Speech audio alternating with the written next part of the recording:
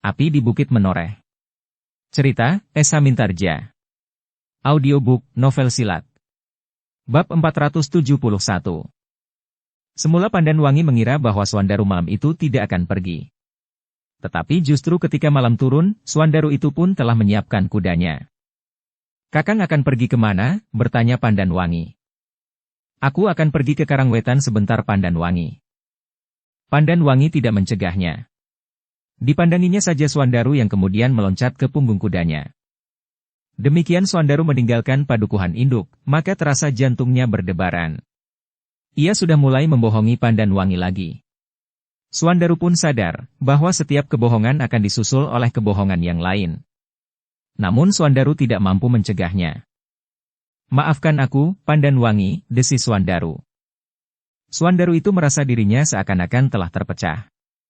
Kadang-kadang Swandaru itu bahkan merasa kehilangan diri sendiri. Ia merasa dirinya dicengkam oleh keinginan yang tidak terlawan, meskipun di sudut hatinya terpercik kesadaran bahwa ia telah mengambil langkah yang salah. Jika saja Swandaru itu masih seorang kanak-kanak, ingin rasanya untuk berteriak sekeras-kerasnya, atau menangis sejadi-jadinya, untuk mengosongkan beban di dadanya. Tetapi kuda Swandaru berlari terus menuju ke Kajoran, yang memang tidak terlalu jauh dari Sangkal Putung. Demikian Swandaru tiba di Kajoran, maka ia pun segera tenggelam dalam pusaran yang mengaburkan segala macam penalarannya. Sementara itu, setiap kali Wiyati masih saja berbisik tentang tanah perdikan Sangkal Putung. Karena Swandaru nampaknya masih belum bergeser dari sikapnya tentang tanah perdikan Sangkal Putung, maka Wiyati mulai mengguncang perasaan Swandaru. Dalam keadaan yang larut oleh bius yang dihembuskan dari kehangatan sikap Wiyati, kadang-kadang Wiyati mulai menghindar. "Wiyati," suara Swandaru pun bergetar. Seperti menghadapi anak-anak yang sedang kehausan, Wiyati berbicara tentang tanah perdikan Sangkal Putung. Memang perlahan-lahan. Tetapi di dalam diri Swandaru itu telah tumbuh kembali keinginannya untuk menjadikan Sangkal Putung sebuah tanah perdikan. Kakang harus meyakinkan orang-orang Menoreh, bahwa tanah perdikan Sangkal Putung tidak akan menyaingi tanah perdikan Menoreh. Swandaru yang seakan-akan telah jatuh di bawah pengaruh Wiyati itu tidak dapat mengelak. Gagasan-gagasan Wiyati itu seakan-akan terpahat di jantungnya. Wiyati benar. Orang-orang tanah perdikan Menoreh, bahkan Sekar Mirah, memang menjadi cemburu jika aku kelak menjadi seorang kepala tanah perdikan, berkata Swandaru di dalam hatinya. Di telinga Swandaru, Wiyati berkata, "Yakinkan mereka. Terlebih lagi Sekar Mirah, adik kakang Swandaru itu. Bahkan ia pun akan terangkat pula namanya, jika Sangkal Putung menjadi sebuah tanah perdikan. Bukan sebaliknya, ia justru menjadi iri hati." Swandaru mengangguk-angguk. Mulutnya bagaikan terbungkam. Seperti anak-anak yang mendengar dongeng neneknya, Swandaru hanya mempunyai kesempatan untuk mendengarkan. Sekali-sekali bertanya. Kemudian mengangguk-angguk setelah mendengarkan 1-2 kalimat jawaban.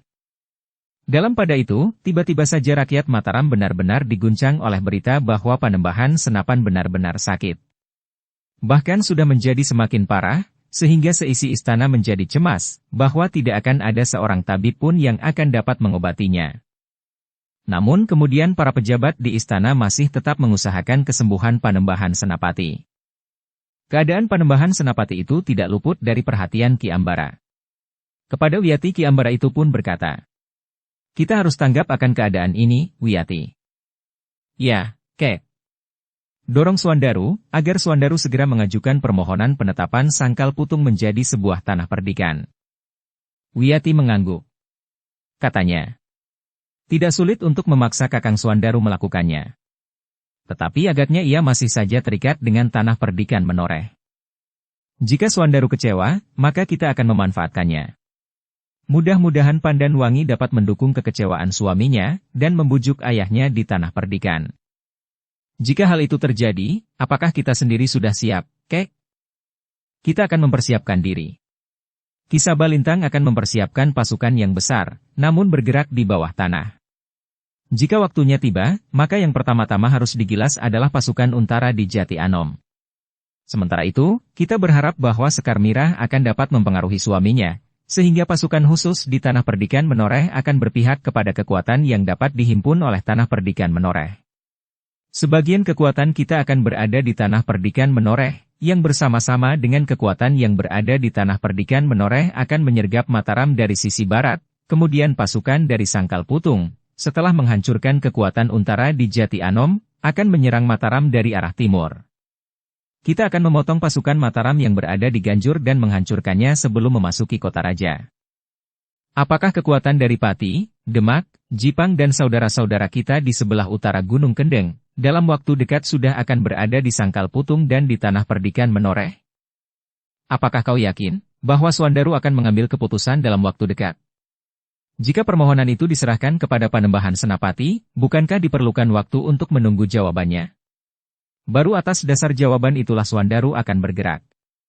Kita harus berpikir ulang jika permohonan itu justru dikabulkan oleh Panembahan Senapati, yang sakitnya menjadi semakin keras. Aku yakin Panembahan Senapati atau para pejabat di Mataram yang menangani surat itu akan menjadi marah.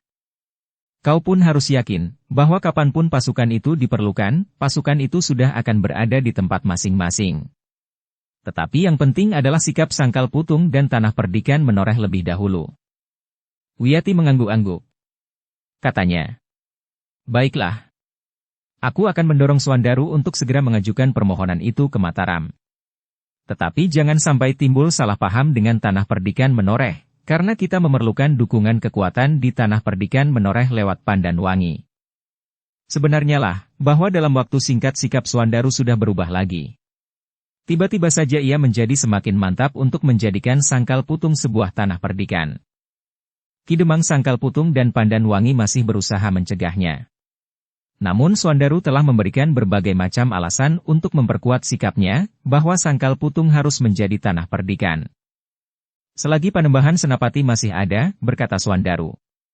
Jika Panembahan Senapati itu wafat, maka penggantinya tidak akan dapat mengenali pengabdian yang telah diberikan Sangkal Putung kepada Mataram. Kakang, berkata Pandanwangi. Bukankah Kakang sependapat dengan Sekar Mirah, bahwa pengabdian yang diberikan oleh Sangkal Putung itu tanpa pamrih?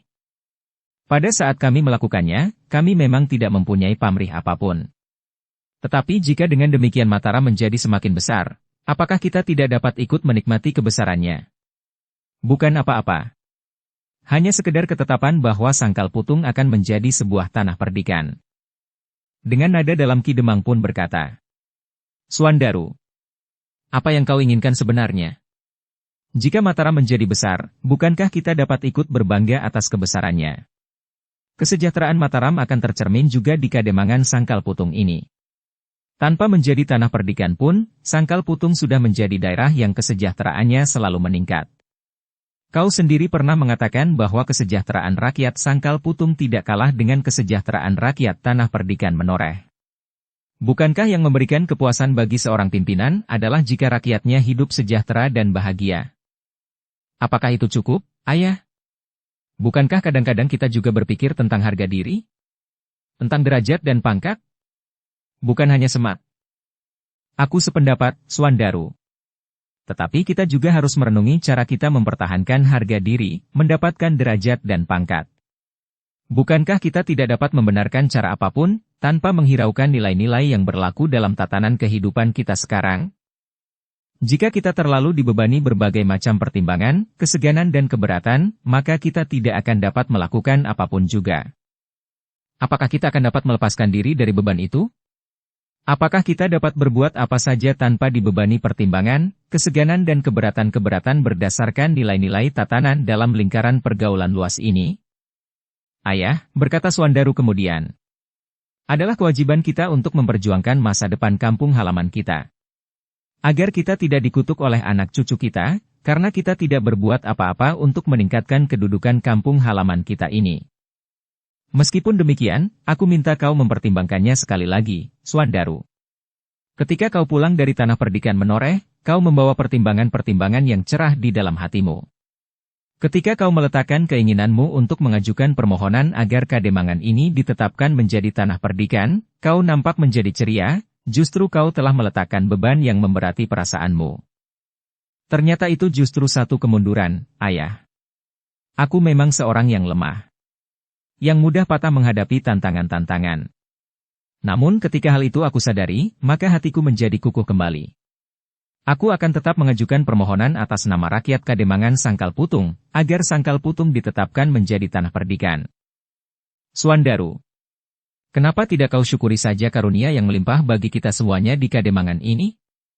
Jika kau sempat mengingat masa kecilmu, tanah ini tidak banyak memberikan kesejahteraan bagi rakyatnya.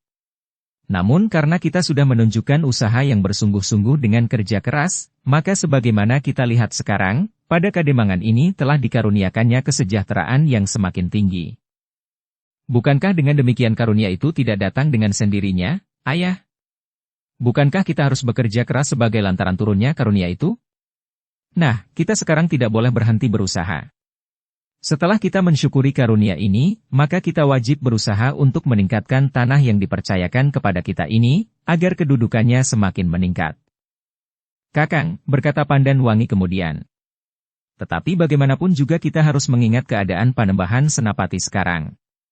Jika Kakang mencemaskan kelangsungan kuasa Panembahan Senapati sehingga penggantinya tidak akan mengetahui dan tidak akan mampu menilai pengabdian yang telah Kakang berikan, apakah dalam keadaan sakit yang parah Panembahan Senapati akan dapat melakukannya? Bukankah ada orang lain yang dapat menyampaikan pertimbangan-pertimbangan bagi Panembahan Senapati? Orang-orang yang pengenalannya atas Kademangan ini sama dengan Panembahan Senapati, sehingga Panembahan Senapati tinggal mengiyakannya. Jika yang berkuasa kemudian adalah penggantinya yang masih muda itu, maka kuasanya itu dapat mencegah orang-orang yang sebenarnya menyetujui permohonan kami. Pandan Wangi menarik nafas dalam-dalam. Ki Demang pun merasa bahwa sulit baginya untuk mencegah niat Suandaru, yang bagi Ki Demang kurang pada tempatnya itu. Dalam pada itu, Suandaru pun bahkan berkata, Pandan Wangi, aku akan mengirimkan utusan ke tanah perdikan Menoreh. Aku akan memberitahukan bahwa aku telah mengirimkan surat permohonan kepada Kanjeng Panembahan Senapati. Aku akan minta agar Kakang Agung Sedayu dan Ki Gede Menoreh mendukung permohonanku. Jika mereka sempat bertemu dengan para pembesar di Mataram, terutama Kakang Agung Sedayu, aku mengharap agar Kakang Agung Sedayu membantu mempengaruhi pendapat mereka. Bukankah Kakang Agung Sedayu sudah menyatakan pendapatnya sejalan dengan pendapat Sekar Mirah? Jawab Pandan Wangi. Tetapi jika permohonan itu sudah aku sampaikan, maka aku berharap mereka akan bersikap lain. Kakang, desis Pandan Wangi. Aku mohon Kakang mempertimbangkannya sekali lagi. Tetapi Suandaru menggelengkan kepalanya. Katanya, aku sudah memikirkan masak-masak, Pandan Wangi. Pandan Wangi hanya dapat memandang Ki Demang dengan wajah yang gelisah. Apalagi ketika kemudian Suandaru itu pun berkata, Pandan Wangi, aku akan minta bantuanmu. Bantuan apa Kakang?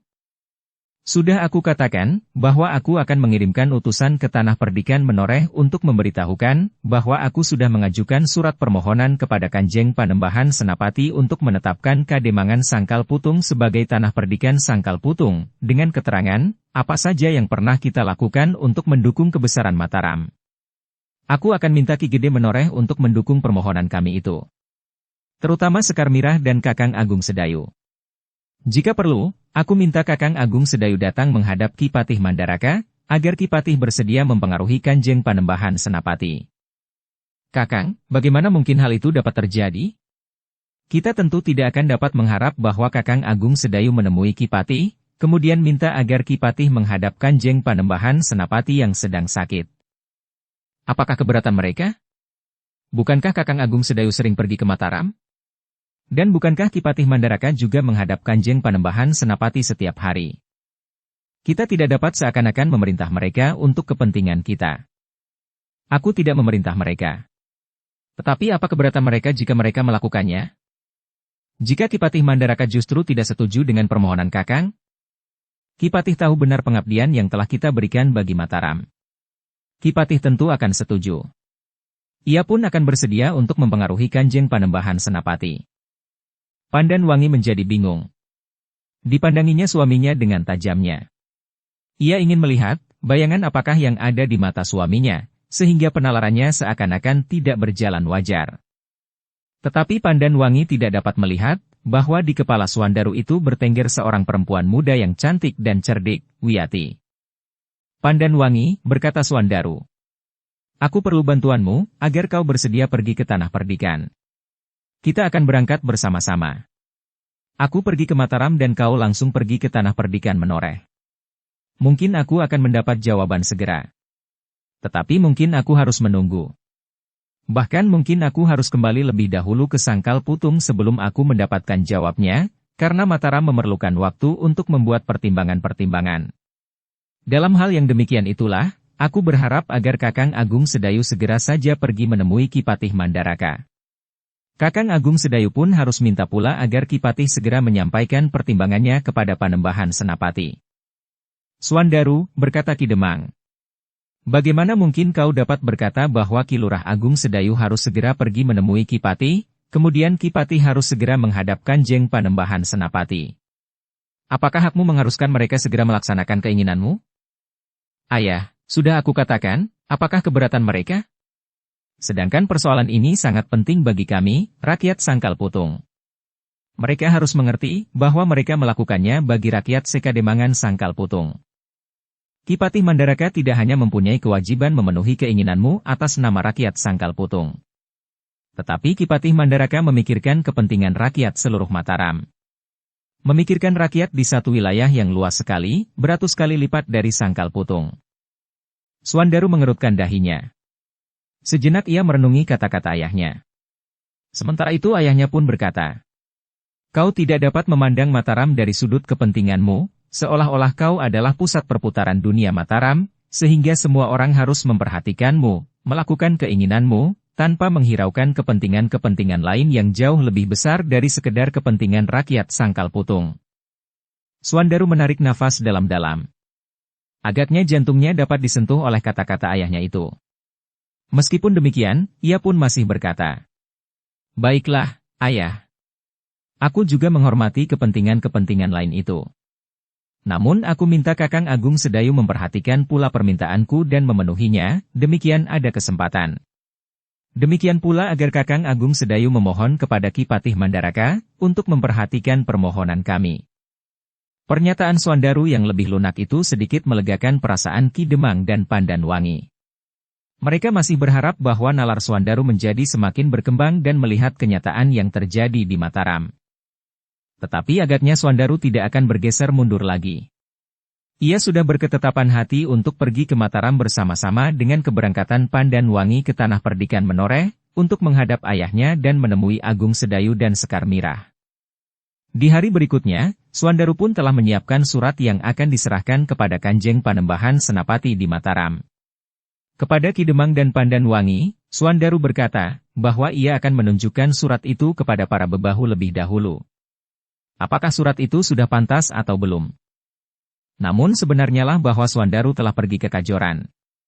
Wiyatilah yang menyusun surat yang akan dibawa ke Mataram itu, atas dasar pikiran dan gagasan Ki Ambara dan Ki Sabalintang, meskipun Swandarulah yang menulisnya.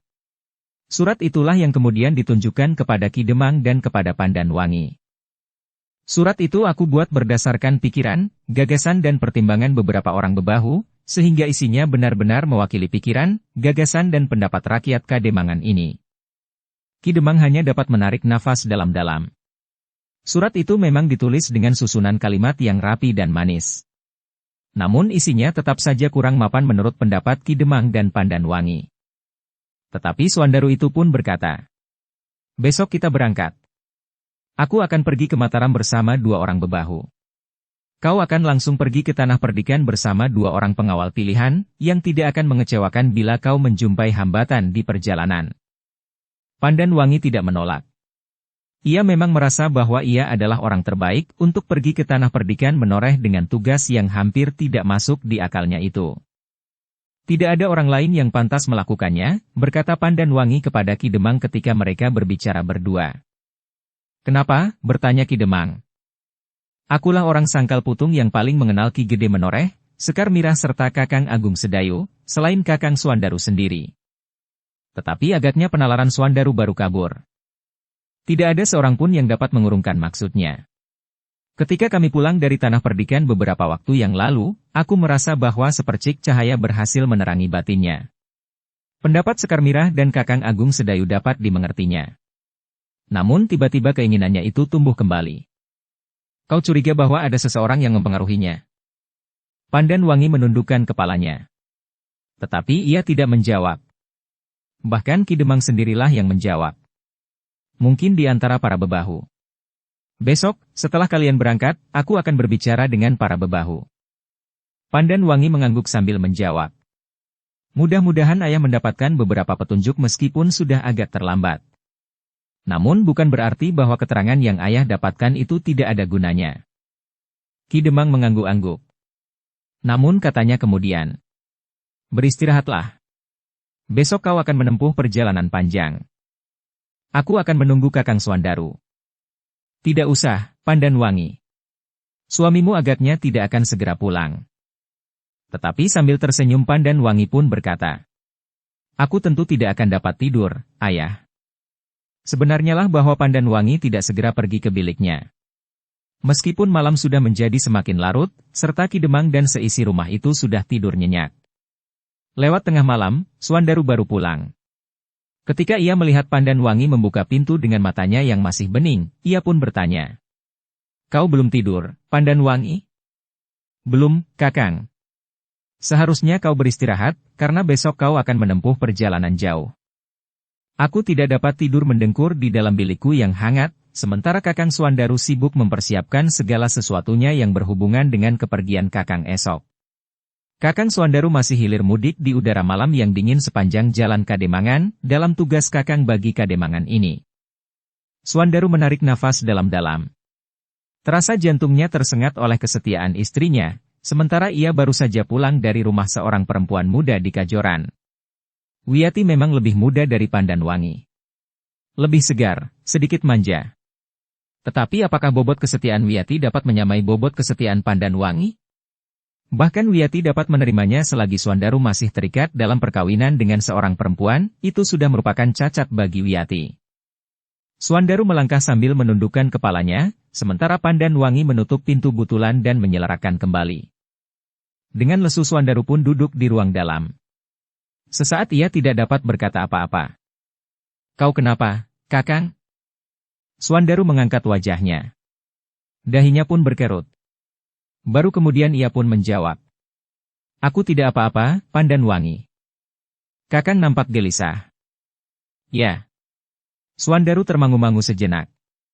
Disadarinya bahwa untuk menutupi sebuah kebohongan, ia harus berbohong pula. Para bebahu sudah tidak sabar lagi. Pandan Wangi menarik nafas dalam-dalam. Dengan nada rendah, ia pun berkata. Kakang jangan terlampau menuruti keinginan mereka, tanpa mengukur kekuatan dan ketahanan tubuh Kakang. Jika Kakang menjadi terlampau letih dan bahkan sakit, maka segala-galanya justru akan tertunda. Suandaru termangu-mangu sejenak. Dengan ragu-ragu ia pun berkata. Aku tidak dapat mengingkari kewajibanku. Kewajiban yang mana yang Kakang ingkari? Kakang besok akan pergi ke Mataram. Jika Kakang besok berangkat, bukankah Kakang tidak ingkar akan kewajiban Kakang? Haruskah Kakang berbincang sampai jauh malam? Apakah itu juga menjadi bagian tugas Kakang yang harus Kakang lakukan, sebelum Kakang berangkat ke Mataram esok pagi? Suandaru termangu-mangu. Tetapi ia tidak menjawab. Pandan Wangi tidak mendesaknya. Ia pun kemudian berkata. Nah, sekarang Kakang harus beristirahat. Bukan hanya aku yang harus beristirahat. Suandaru mengangguk. Demikianlah, maka keduanya pun telah masuk ke dalam bilik mereka. Tetapi keduanya tidak segera dapat memejamkan mata mereka, meskipun mereka saling berdiam diri. Baru di dini hari keduanya sempat memejamkan mata mereka tetapi hanya sebentar, karena beberapa saat kemudian, mereka harus sudah bangun lagi. Ketika langit menjadi cerah, menjelang matahari terbit, maka dua orang bebahu yang akan pergi bersama Suandaru ke Mataram, serta dua orang pengawal terpilih yang akan mengawal Pandan Wangi ke tanah perdikan Menoreh, telah bersiap. Suandaru, Pandan Wangi dan mereka yang akan menyertai mereka pergi, segera minta diri kepada Ki Demang di Sangkal Putung, yang sudah menjadi semakin tua. Hati-hatilah. Tidak hanya di sepanjang jalan, tetapi juga di Mataram dan di tanah perdikan Menoreh. Kalian tidak hanya sekedar berkunjung, tetapi kalian mengemban tugas kalian masing-masing. Ya, ayah. Jawab, Suandaru sambil mengangguk dalam-dalam. Pandan Wangi pun kemudian mencium tangan ayah mertuanya sambil berdesis. Doa restu ayah yang aku mohon. Aku akan selalu berdoa untukmu, Pandan Wangi. Kau adalah seorang perempuan panutan di Sangkal Putung. Pujian itu terlalu tinggi bagiku, ayah. Menurut pendapatku, sebutan itu tepat bagimu. Terima kasih, ayah. Swandaru yang mendengar pujian ayahnya terhadap Pandanwangi, menjadi berdebar-debar. Perasaan bersalah yang tersimpan di dalam dadanya, serasa telah terungkit. Apakah ayah sengaja menyindir aku? Apakah ayah tahu, bahwa di samping Pandanwangi masih ada perempuan lain di dalam hidupku? Terasa wajah Swandaru menjadi panas. Karena itu, maka ia pun kemudian berdesis. Marilah kita berangkat, Pandanwangi. Demikianlah, sejenak kemudian Swandaru, Pandanwangi dan para pengiringnya telah meninggalkan Kademangan Sangkal Putung. Mereka melarikan kuda mereka tidak terlalu kencang. Hari masih pagi. Matahari baru saja terbit di ujung timur. Di wajah langit yang bersih, selembar awan yang tipis mengalir perlahan ke utara.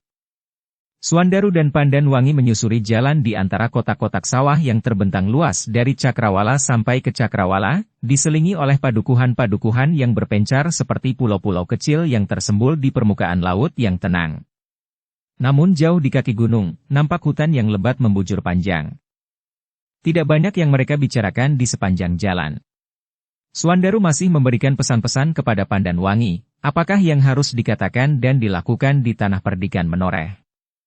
Kita tidak boleh dipengaruhi lagi oleh jalan pikiran Sekar Mirah dan Kakang Agung Sedayu. Mungkin kita memang berbeda sikap. Tetapi Sangkal Putung telah mengambil keputusan. Baik, Kakang, jawab Pandanwangi. Ia tidak mempunyai pilihan lain dari jawaban itu. Tetapi kau tidak boleh bersikap kasar terhadap Ki Gede, terhadap Sekar Mirah dan Kakang Agung Sedayu. Kau harus dengan sabar meyakinkan mereka, seandainya mereka tetap pada pikiran-pikiran mereka yang terdahulu. Bagaimanapun juga kita perlu dukungan dari Ki Gede, terutama Kakang Agung Sedayu yang mempunyai hubungan yang rapat dengan Mataram. Syukurlah jika Kakang Agung Sedayu sendiri sempat langsung berbicara dengan Kanjeng Panembahan Senapati yang sedang sakit itu. Baik, Kakang. Mudah-mudahan segala sesuatunya dapat berjalan lancar. Semoga, Kakang. Iring-iringan itu pun meluncur semakin cepat. Mereka sempat memberi kesempatan kuda-kuda mereka beristirahat sejenak di pinggir Kali Opak. Namun kemudian kuda-kuda mereka pun segera berlari kembali melanjutkan perjalanan. Lewat Candi Sari, Cupuatu dan Sambisari mereka menyusuri jalan di pinggir alas Tambak Baya, yang tidak lagi menjadi ruas jalan yang sangat ditakuti di siang apalagi di malam hari. Jalan itu menjadi semakin ramai, sejalan dengan perkembangan Mataram yang menjadi semakin besar. Pandanwangi, berkata Swandaru kemudian. Sebentar lagi kita akan berpisah. Hati-hatilah di jalan, meskipun aku percaya kepadamu, kepada kemampuan dan ilmumu, serta kedua orang pengawalku yang terpercaya. Banyak kemungkinan dapat terjadi di jalan yang masih cukup panjang. Ya, Kakang. Jika kau harus singgah di kedai karena kedua orang pengawalmu itu haus, pilihlah kedai yang baik, justru yang besar. Biasanya gejolak di dalam kedai terjadi justru di kedai-kedai yang tanggung. Tidak kecil, tetapi tidak juga cukup besar. Ya, Kakang. Sebentar lagi aku akan mengambil jalan simpang yang menuju ke Mataram. Apakah dari Mataram Kakang tidak berniat langsung pergi ke tanah perdikan Menoreh? Tidak, Pandanwangi. Aku harus segera kembali. Para bebahu tentu menunggu hasil perjalananku. Baiklah, Kakang. Jika demikian, aku tidak akan terlalu lama berada di tanah perdikan. Kau tidak perlu tergesa-gesa, Pandanwangi. Kau harus berhasil meyakinkan orang-orang tanah perdikan Menoreh. Karena itu kau harus bersabar. Karena itu, pergunakan waktu secukupnya. 2 hari, 3 hari, atau sepekan. Meskipun lambat, tetapi kau harus berhasil. Jangan memburu waktu namun justru mementahkan segala macam persoalan yang sudah matang di Kademangan Sangkal Putung. Ya, Kakang. Pandanwangi mengangguk kecil. Tetapi sebenarnya lah jantungnya bergejolak. Kata hatinya meronta-ronta menyesakkan dadanya. Tetapi ia tidak dapat mengatakannya. Namun justru karena itu, maka terasa nafasnya menjadi sesak. Sebenarnya lah beberapa saat kemudian, Swandaru memberi isyarat agar iring-iringan itu berhenti. Pandanwangi, berkata Swandaru. Aku akan mengambil jalan ke kiri. Kau akan berjalan terus dengan sikap yang teguh. Ingat, bahwa kelak kau akan menjadi seorang perempuan yang paling dihormati di Sangkal Putung. Jika aku berhasil, maka kau akan dihormati tidak hanya oleh rakyat Sekademangan, tetapi juga oleh kademangan-kademangan yang lain. Karena kau bukan saja Nyi Demang Sangkal Putung, tetapi kau adalah Nyi Gede Suandaru di Sangkal Putung. Pandanwangi tersenyum. Tetapi hatinya terasa pedih seperti disayat dengan sembilu. Kita berpisah di sini, Pandanwangi. Pandanwangi memandang Suandaru dengan kerut di dahi. Namun kemudian ia pun berdesis. Kau juga harus berhati-hati, Kakang. Kita akan berhati-hati di tugas kita masing-masing. Demikianlah, sejenak kemudian keduanya pun berpisah. Suandaru pergi ke Mataram bersama dua orang bebahu, sementara Pandanwangi melarikan kudanya ke tanah perdikan menoreh bersama dua orang pengawal pilihan. Tidak banyak yang dikatakan oleh Pandanwangi di sepanjang jalan, sementara matahari terasa menjadi semakin membakar kulit. Meskipun Pandanwangi diiringi oleh dua orang pengawalnya, serta sekali-sekali bertemu pula dengan orang-orang berkuda selain mereka yang berjalan kaki, tetapi terasa hati Pandanwangi itu bagaikan terlepas sendiri. Sepi dalam perjalanannya yang panjang. Sekali-sekali Pandanwangi menengadahkan wajahnya. Terasa matanya menjadi panas dan hidungnya menjadi gatal. Tetapi Pandanwangi tidak ingin menangis. Selama ini Pandanwangi bukannya perempuan yang manja. Ia adalah perempuan yang percaya akan dirinya sendiri. Ilmunya pun cukup tinggi. Ia tidak merasa sangat tergantung kepada suaminya. Tetapi ketika suaminya memacu kudanya menempuh jalan yang berbeda, maka rasa-rasanya Pandanwangi berada di sebuah gurun yang gersang seorang diri, mengemban kewajiban yang terasa sangat berat membebaninya. Di luar sadarnya, Pandanwangi mengusap matanya yang basah dengan lengan bajunya. Kenapa Kakang Suandaru itu telah berubah? Pertanyaan itu tiba-tiba saja muncul di relung hatinya. Suandaru itu tidak lagi mau mendengarkan pendapatnya, bahkan pendapat Ki Demang Sangkal Putung, ayah Suandaru yang sangat dihormatinya. Apa yang terjadi dengan Kakang Suandaru? Bertanya Pandanwangi kepada dirinya sendiri. Ia tidak lagi seperti Kakang Suandaru sebelumnya. Ia jarang berada di rumah. Hanya sekali-sekali sempat makan bersama dan berbincang sedikit. Kalimat-kalimatnya menjadi pendek dan sekedar di permukaan. Kakang Suandaru tidak lagi sering bergurau dengan anaknya yang tumbuh semakin besar. Pandanwangi merasa nafasnya menjadi semakin sesak. Tetapi ia tidak menarik kendali kudanya. Kudanya masih saja berlari kencang menuju tanah perdikan menoreh. Ketika keringat terasa membasahi punggungnya, Pandanwangi sempat mengingat kedua orang pengawalnya yang tentu juga merasa haus. Karena itu, maka ia pun memperlambat kudanya dan memberi isyarat kepada salah seorang pengawalnya yang berkuda di belakangnya untuk mendekat di sebelahnya. Kita akan berhenti sebentar, berkata Pandanwangi. Untuk apa, Nyi? Apakah ada sesuatu yang harus kita lakukan segera? Ya. Apa, Nyi? Memberi kesempatan kuda kita beristirahat. Mungkin kuda-kuda kita haus. Tetapi mungkin kita sendiri juga haus. Oh, pengawalnya mengangguk-angguk. Terserah saja kepada Nyi Suandaru. Ketiganya pun kemudian telah berhenti di sebuah kedai yang cukup besar. Beberapa orang telah berada di dalam kedai itu. Sekelompok laki-laki yang duduk di tengah-tengah kedai itu berpaling memandang Pandanwangi dan dua orang pengawalnya yang masuk dan kemudian duduk di sudut. Seorang di antara mereka bertiga adalah perempuan, desis salah seorang laki-laki yang duduk di tengah kedai itu. Ya. Cantik lagi. Wajahnya yang terbakar panas matahari membuatnya menjadi seorang perempuan yang nampak matang. Kawan-kawannya tertawa. Pandanwangi dan kedua orang pengawalnya sempat berpaling. Mereka sadar bahwa beberapa orang laki-laki itu sedang memandangi Pandanwangi. Bahkan mereka agaknya sedang membicarakan dan menertawakannya pula. Pandanwangi menundukkan wajahnya. Ia sudah menuruti pesan suaminya untuk memilih kedai yang besar. Tetapi agaknya masih saja ada orang-orang yang tertarik kepada kehadirannya. Tetapi Pandanwangi mencoba untuk tidak menghiraukannya. Ia pun kemudian memesan minuman dan makanan bagi dirinya sendiri serta kedua orang pengawalnya. Ketika makanan dan minuman yang dipesannya sudah dihidangkan, maka sekali lagi jantung Pandanwangi telah diusik oleh kesepian yang mencengkam. Ketika ia pergi ke tanah perdikan menoreh sebelumnya, ia singgah di sebuah kedai bersama suaminya. Meskipun Pandanwangi memiliki kemampuan yang tinggi, tetapi ia merasa tenang berada di sisi suaminya. Kini ia merasa seakan-akan berada di dalam kedai itu sendiri. Meskipun ada 2 orang pengawalnya, namun kehadiran mereka hanya sekedar kebersamaan kewadagan. Tetapi hati Pandan Wangi tetap saja merasa sendiri.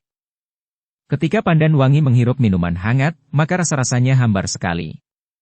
Apalagi ketika ia mulai menyuapi mulutnya dengan makanan yang dipesannya. Pandan Wangi ternyata tidak dapat menghabiskan makan yang dipesannya. Kedua pengawalnya yang semula tidak memperhatikannya, kemudian melihat bahwa Pandan Wangi berhenti makan, meskipun makan yang dipesannya itu baru sedikit sekali dimakannya. "Kenapa, Nyi?" bertanya pengawalnya. Pandan Wangi menarik nafas dalam-dalam. Katanya, "Seleraku telah hilang." "Kenapa?" "Orang-orang itu sangat menggangguku. Jika demikian, aku usir saja mereka." "Jangan. Jangan," cegah Pandan Wangi dengan serta-merta. "Kita tidak dapat berbuat semena-mena. Ini adalah kedai yang terbuka untuk siapa saja. Tetapi mereka mengganggu kita." "Tidak. Mereka tidak sengaja mengganggu kita."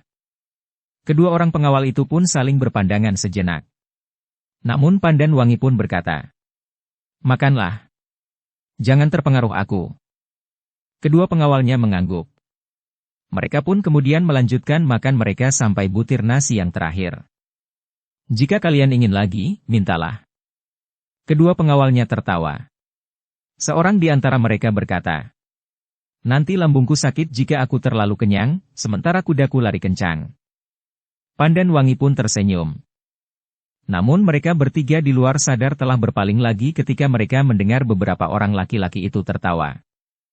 Namun sekali lagi Pandan Wangi berkata kepada para pengawalnya, "Jangan berbuat apa-apa. Jika saja Ki Suandaru ada di sini, Kakang Suandaru juga tidak akan berbuat apa-apa." Pengawal itu pun terdiam. Sejenak kemudian, maka Pandan Wangi dan kedua pengawalnya pun telah bangkit berdiri. Setelah membayar harga makanan dan minuman mereka, maka ketiganya pun keluar dari kedai itu. Mereka masih mendengar beberapa orang laki-laki itu tertawa.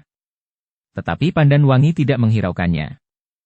Beberapa saat kemudian, Pandan Wangi dan kedua orang pengawalnya telah memacu kuda mereka melanjutkan perjalanan menuju ke tanah perdikan menoreh. Tetapi suara tertawa beberapa laki-laki itu masih saja terngiang. Mereka seakan-akan menertawakannya, bahwa ia tidak pergi bersama suaminya. Tetapi suaminya telah mempercayakannya kepada orang lain untuk menempuh perjalanan jauh. Apa kerja suaminya? Pertanyaan itu mencuat dari dasar jantungnya. Pandan Wangi mencoba mengerti bahwa suaminya sedang mengemban tugas yang sangat penting menurut pendapat suaminya itu. Sekar Mirah juga terlalu sering sendiri, karena Kakang Agung Sedayu harus melaksanakan tugas di mana-mana, berkata Pandan Wangi di dalam hatinya, untuk meyakinkan dirinya bahwa sendiri termasuk kewajibannya, karena suaminya pun mengemban tugas yang sangat penting. Ketika Pandan Wangi itu memandang jalan yang akan dilaluinya, maka rasa-rasanya jalan itu sangat panjang. Sementara panas matahari menjadi semakin terik. Ia tidak merasakan lagi kehadiran kedua orang pengawalnya. Bahkan ia tidak mendengar lagi derap laki kuda mereka. Pandan Wangi itu menengadahkan wajahnya ke langit. Dilihatnya awan putih yang tipis mengambang jauh di sebelah barat. Jalan itu tiba-tiba terasa asing bagi Pandan Wangi. Ngara yang panjang itu terasa semakin sepi. Tiba-tiba saja Pandan Wangi itu memohon di dalam hatinya. Yang Maha Agung, bimbinglah aku. Aku tidak dapat jalan sendiri. Pandan Wangi terkejut ketika seorang pengawalnya melarikan kudanya merapat sambil berdesis. "Nyi, apakah kita terlalu tergesa-gesa?" "Kenapa?" "Nyi Suandaru memacu kuda kencang sekali. Kuda kami tidak sebaik kuda Nyi Suandaru. Jika Nyi Suandaru berpacu lebih cepat lagi, maka kami akan segera tertinggal." Pandan Wangi baru menyadari bahwa kudanya berlari semakin lama semakin cepat. Karena itu, maka ia pun mulai menarik kekangnya perlahan-lahan, sehingga kudanya berlari semakin lama semakin lambat. Bahkan kemudian berhenti sama sekali. "Nyi," desis seorang di antara kedua pengawalnya. "Bukankah Nyi Suandaru tidak apa-apa?" "Tidak. Aku tidak apa-apa," jawab Pandan Wangi sambil memandang jalan yang terbentang di hadapannya. Kedua pengawalnya itu nampak ragu-ragu. Tetapi mereka tidak berkata apa-apa lagi. Pandan Wangi mengerutkan dahinya. Jalan yang panjang itu tidak lagi terasa asing baginya. Ia tahu bahwa setelah mereka melewati padukuhan di seberang bulak yang luas itu, terdapat sebuah bulak sempit, langsung sampai ke tepian Kali Praga yang berpasir. Sekali lagi Pandan Wangi menengadahkan wajahnya ke langit. Lalu katanya, "Marilah. Kita melanjutkan perjalanan. Kita sudah hampir sampai di tepian Kali Praga." "Ya, Nyi. Kuda ini kadang-kadang memang ingin berpacu." Kedua pengawalnya mengangguk-angguk. Kadang-kadang memang ingin berpacu. Ketiga orang itu pun kemudian melanjutkan perjalanan mereka. Pandan Wangi mengendalikan kudanya dengan penuh kesadaran, sehingga kudanya tidak berlari semakin lama semakin kencang. Beberapa saat kemudian mereka telah sampai ke tepian. Mereka harus menunggu sebuah rakit yang masih berada di tengah-tengah sungai, karena rakit yang mulai bergerak menyeberang sudah penuh dengan penumpang yang datang lebih dahulu. Tetapi mereka tidak menunggu terlalu lama. Rakit itu pun segera merapat dan Pandan Wangi serta kedua orang pengawalnya pun segera naik. Ketika mereka turun di sebelah barat Kali Praga, maka Pandan Wangi pun menarik nafas dalam-dalam. Rasa-rasanya memang sejuk sekali menghirup udara di tanah perdikan menoreh. "Kita sudah sampai di tanah perdikan menoreh," desis Pandan Wangi. "Meskipun untuk sampai ke padukuhan induk, kita masih memerlukan beberapa waktu lagi." Kedua pengawalnya pun mengangguk-angguk. Seorang di antara mereka berkata, "Tanah perdikan menoreh adalah sebuah tanah perdikan yang terhitung besar, Nyi." "Ya. Orang-orang tanah perdikan menoreh juga selalu sibuk dengan kerja, seperti orang-orang Sangkal Putung. Sangkal Putung akan menjadi semakin sejahtera jika sudah menjadi sebuah tanah perdikan seperti menoreh," berkata salah seorang pengawalnya. Pandan Wangi menarik nafas panjang. Agaknya keinginan untuk meningkatkan kedudukan Sangkal Putung itu sudah merasuk ke dalam hati rakyatnya. Sejenak kemudian, mereka bertiga pun berkuda menyusuri jalan-jalan bulak di tanah perdikan menoreh menuju padukuhan induk. Kedatangan Pandan Wangi telah mengejutkan Ki Gede Menoreh. Belum lama Pandan Wangi dan Swandaru datang berkunjung. Kemudian tiba-tiba saja Pandan Wangi telah datang kembali, tetapi tidak dengan suaminya. Marilah Pandan Wangi." Ki Gede mempersilakan dengan dada yang berdebaran. Pandan Wangi memaksa bibirnya untuk tersenyum. Diserahkannya kudanya kepada seorang pembantu di rumah ayahnya dan dituntun langsung ke belakang. Sementara kedua orang pengawalnya menambatkan kuda mereka di patok yang telah disediakan di sebelah pendapa. Pandan Wangi pun telah mengajak kedua orang pengawalnya untuk naik ke pendapa dan duduk di peringgitan bersamanya, ditemui oleh ayahnya. "Kedatanganmu membuat jantungku berdebar-debar, Pandan Wangi. Belum lama kau baru saja datang ke tanah perdikan ini bersama suamimu. Sekarang kau datang lagi tanpa suamimu." Pandan Wangi tertawa. Katanya, "Tidak ada apa-apa, Ayah. Aku memang membawa pesan suamiku. Tetapi tidak terlalu penting, sehingga Ayah tidak usah menjadi gelisah." Ki Gede menarik nafas dalam-dalam. Katanya, "Syukurlah jika tidak ada persoalan apa-apa. Orang tua kadang-kadang memang terlalu cepat menjadi cemas." Pandan Wangi tertawa. Sambil memandang kedua pengawalnya berganti-ganti Pandan Wangi pun berkata, "Nah, kalian tentu sering juga mencemaskan anak-anak kalian." "Ya, Nyi. Sekarang pun kadang-kadang aku merasa sangat cemas jika anakku bermain sendiri di halaman." Kedua orang pengawalnya pun tertawa. Sejenak kemudian, kepada Pandan Wangi dan kedua orang pengawalnya telah dihidangkan minuman dan makanan. Sementara itu Ki Gede tidak memaksa Pandan Wangi untuk mengatakan keperluannya, meskipun Pandan Wangi mengatakan bahwa ia telah membawa pesan suaminya. Jika sampai waktunya, Pandan Wangi akan mengatakannya, berkata Ki Gede di dalam hatinya. Bahkan Ki Gede pun juga menduga bahwa pesan itu tidak perlu didengar oleh kedua orang pengawalnya. Karena itu, yang kemudian mereka bicarakan adalah keselamatan masing-masing. Keselamatan perjalanan Pandan Wangi dan kedua orang pengawalnya, serta keselamatan keluarga di tanah perdikan menoreh. Namun kemudian Pandan Wangi pun telah bangkit sambil berkata kepada ayahnya, "Aku akan pergi ke belakang, Ayah." "Pergilah. Biarlah gandok sebelah kanan itu nanti dibersihkan. Biarlah Kisanak berdua ini beristirahat di gandok itu." Demikianlah. Maka sejenak kemudian, kedua orang pengawal Pandan Wangi itu pun telah dipersilahkan beristirahat di gandok sebelah kanan. "Kita akan berada di sini beberapa hari," berkata Pandan Wangi kepada kedua pengawalnya itu. Sejak mereka berangkat, kedua pengawalnya itu pun sudah mengetahuinya, bahwa mereka tidak akan segera pulang.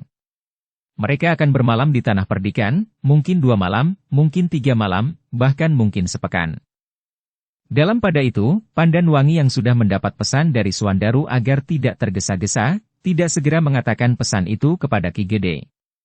Sementara Ki Gede pun tidak merasa perlu untuk tergesa-gesa bertanya, meskipun sebenarnya Ki Gede ingin segera tahu pesan apa yang telah dibawa oleh Pandan Wangi, sehingga Pandan Wangi harus pergi sendiri ke tanah perdikan menoreh, hanya diiringi oleh 2 orang pengawalnya saja.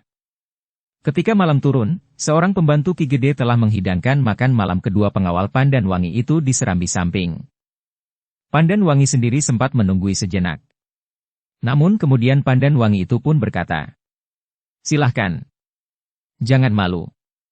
Makanlah seperti di rumah sendiri." Kedua pengawalnya tersenyum.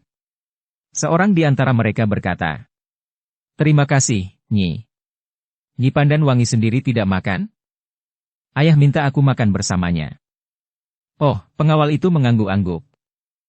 Ketika kemudian Pandan Wangi meninggalkan mereka, ternyata keduanya merasa lebih bebas untuk makan seperti di rumah sendiri. Dalam pada itu, seperti yang dikatakannya, Pandan Wangi duduk di ruang dalam bersama ayahnya menghadapi makan malamnya. "Makanlah," berkata ayah Pandan Wangi. "Ya, ayah. Bagaimana dengan kedua orang pengawalmu?" "Mereka makan di serambi." "Apakah masakan di tanah perdikan ini sesuai dengan lidah mereka?" "Tentu sesuai, ayah. Tidak ada yang berbeda." "Syukurlah," berkata ayahnya kemudian. Pada saat mereka makan, Ki Gede sama sekali tidak menyinggung tentang pesan yang dibawa oleh Pandan Wangi. Ia tidak ingin merusak selera makan anaknya, seandainya pesan yang dibawanya itu mengandung sedikit gejolak. Baru kemudian, setelah mereka selesai makan, serta mangkuk-mangkuk, ceting, tenong dan perabot yang lain telah disingkirkan, serta tikar tempat duduk mereka sudah dibersihkan, tanpa ditanya Pandan Wangi itu pun berkata, "Ayah, aku memang membawa sedikit pesan dari Kakang Suandaru." "Pesan apa?" bertanya Ki Gede. Pandan Wangi termangu-mangu sejenak. Dipandanginya ayahnya dengan kerut di dahi. Namun Pandan Wangi itu pun kemudian menundukkan kepalanya sambil berkata, "Sebenarnya aku tidak sampai hati mengatakan kepada ayah. Tetapi jika aku tidak menyampaikannya, maka Kakang Suandaru akan menjadi sangat kecewa." "Kenapa kau tidak sampai hati, Pandan Wangi? Katakan apa yang harus kau katakan kepadaku." Pandan Wangi menarik nafas dalam-dalam, sementara Ki Gede pun menjadi berdebar-debar. "Jika kau tidak mengatakannya, Pandan Wangi, maka aku justru akan menjadi selalu gelisah." "Maaf, ayah. Aku tidak ingin menggelisahkan ayah. Jika demikian, katakan pesan suamimu itu, bagaimanapun bunyinya dan apapun maksudnya." Pandan Wangi justru menjadi semakin bimbang. Namun seperti kata ayahnya, jika ia tidak segera mengatakannya, ayahnya tentu akan menjadi selalu gelisah. "Ayah," berkata Pandan Wangi kemudian, "sebenarnya lah bahwa aku membawa pesan Kakang Suandaru." Ki Gede tidak menyahut tetapi ia menunggu Pandan Wangi berbicara lebih lanjut. "Pesan Kakang Suandaru sebenarnya tidak masuk akal. Tetapi aku harus mengatakannya." "Katakan." "Ayah, Kakang Suandaru telah mengusulkan kepada Kanjeng Panembahan Senapati, agar Kademangan Sangkal Putung dapat ditetapkan menjadi sebuah tanah perdikan." Hei! Ki Gede memang terkejut. Bahkan hampir tidak percaya kepada pendengarannya. "Yang kau maksud, Suandaru mohon kepada Kanjeng Panembahan Senapati agar Sangkal Putung dijadikan sebuah tanah perdikan?" "Ya, ayah." "Dan permohonan itu sudah disampaikan ke Mataram?" "Sudah, ayah. Tadi pagi aku dan Kakang Suandaru berangkat bersama-sama dari rumah. Tetapi Kakang Suandaru langsung pergi ke Mataram, sedang aku pergi menghadap ayah." Ki Gede termangu-mangu sejenak. Namun Ki Gede itu kemudian justru menundukkan wajahnya. Untuk beberapa saat keduanya saling berdiam diri.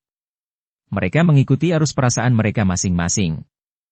Baru beberapa saat kemudian Pandan Wangi pun berkata, "Tidak ada seorang pun yang dapat mencegahnya, ayah. Sayang. Aku tidak tahu sebelumnya. Siapapun tidak akan didengarnya. Ki Demang di Sangkal Putung juga tidak. Suandaru memang tidak harus dicegah, tetapi ia harus mendapat pertimbangan yang masuk di akalnya, bahwa bukan seharusnya ia mengajukan permohonan agar Kademangan Sangkal Putung ditingkatkan menjadi sebuah tanah perdikan. Ayah, berkata Pandan Wangi. Ketika aku dalang kemari bersama Kakang Suandaru beberapa waktu yang lalu, sebenarnya lah bahwa kami memang ingin mohon pertimbangan, apakah Sangkal Putung pantas untuk menjadi sebuah tanah perdikan. Kenapa kalian tidak mengatakannya? Jika pada waktu itu kalian menyampaikannya kepadaku, maka aku akan dapat memberikan pertimbangan-pertimbangan yang mungkin dapat mengurungkan niat Suandaru. Pada waktu itu, Kakang Suandaru sudah menyampaikan keinginannya itu kepada Kakang Agung Sedayu dan Sekar Mirah. Ternyata keduanya berhasil meredam niat Kakang Suandaru. Keduanya berhasil meyakinkan Kakang Suandaru bahwa keinginannya itu bukanlah keinginan yang wajar. Jika hal itu didasarkan kepada pengabdian yang sangat besar yang diberikan oleh Sangkal Putung, maka akan dapat diambil kesimpulan bahwa pengabdian yang diberikan oleh Sangkal Putung itu adalah pengabdian yang mengandung pamrih. Aku sependapat dengan Ki Lurah dan Nyi Lurah. Kakang Suandaru pun dapat mengerti.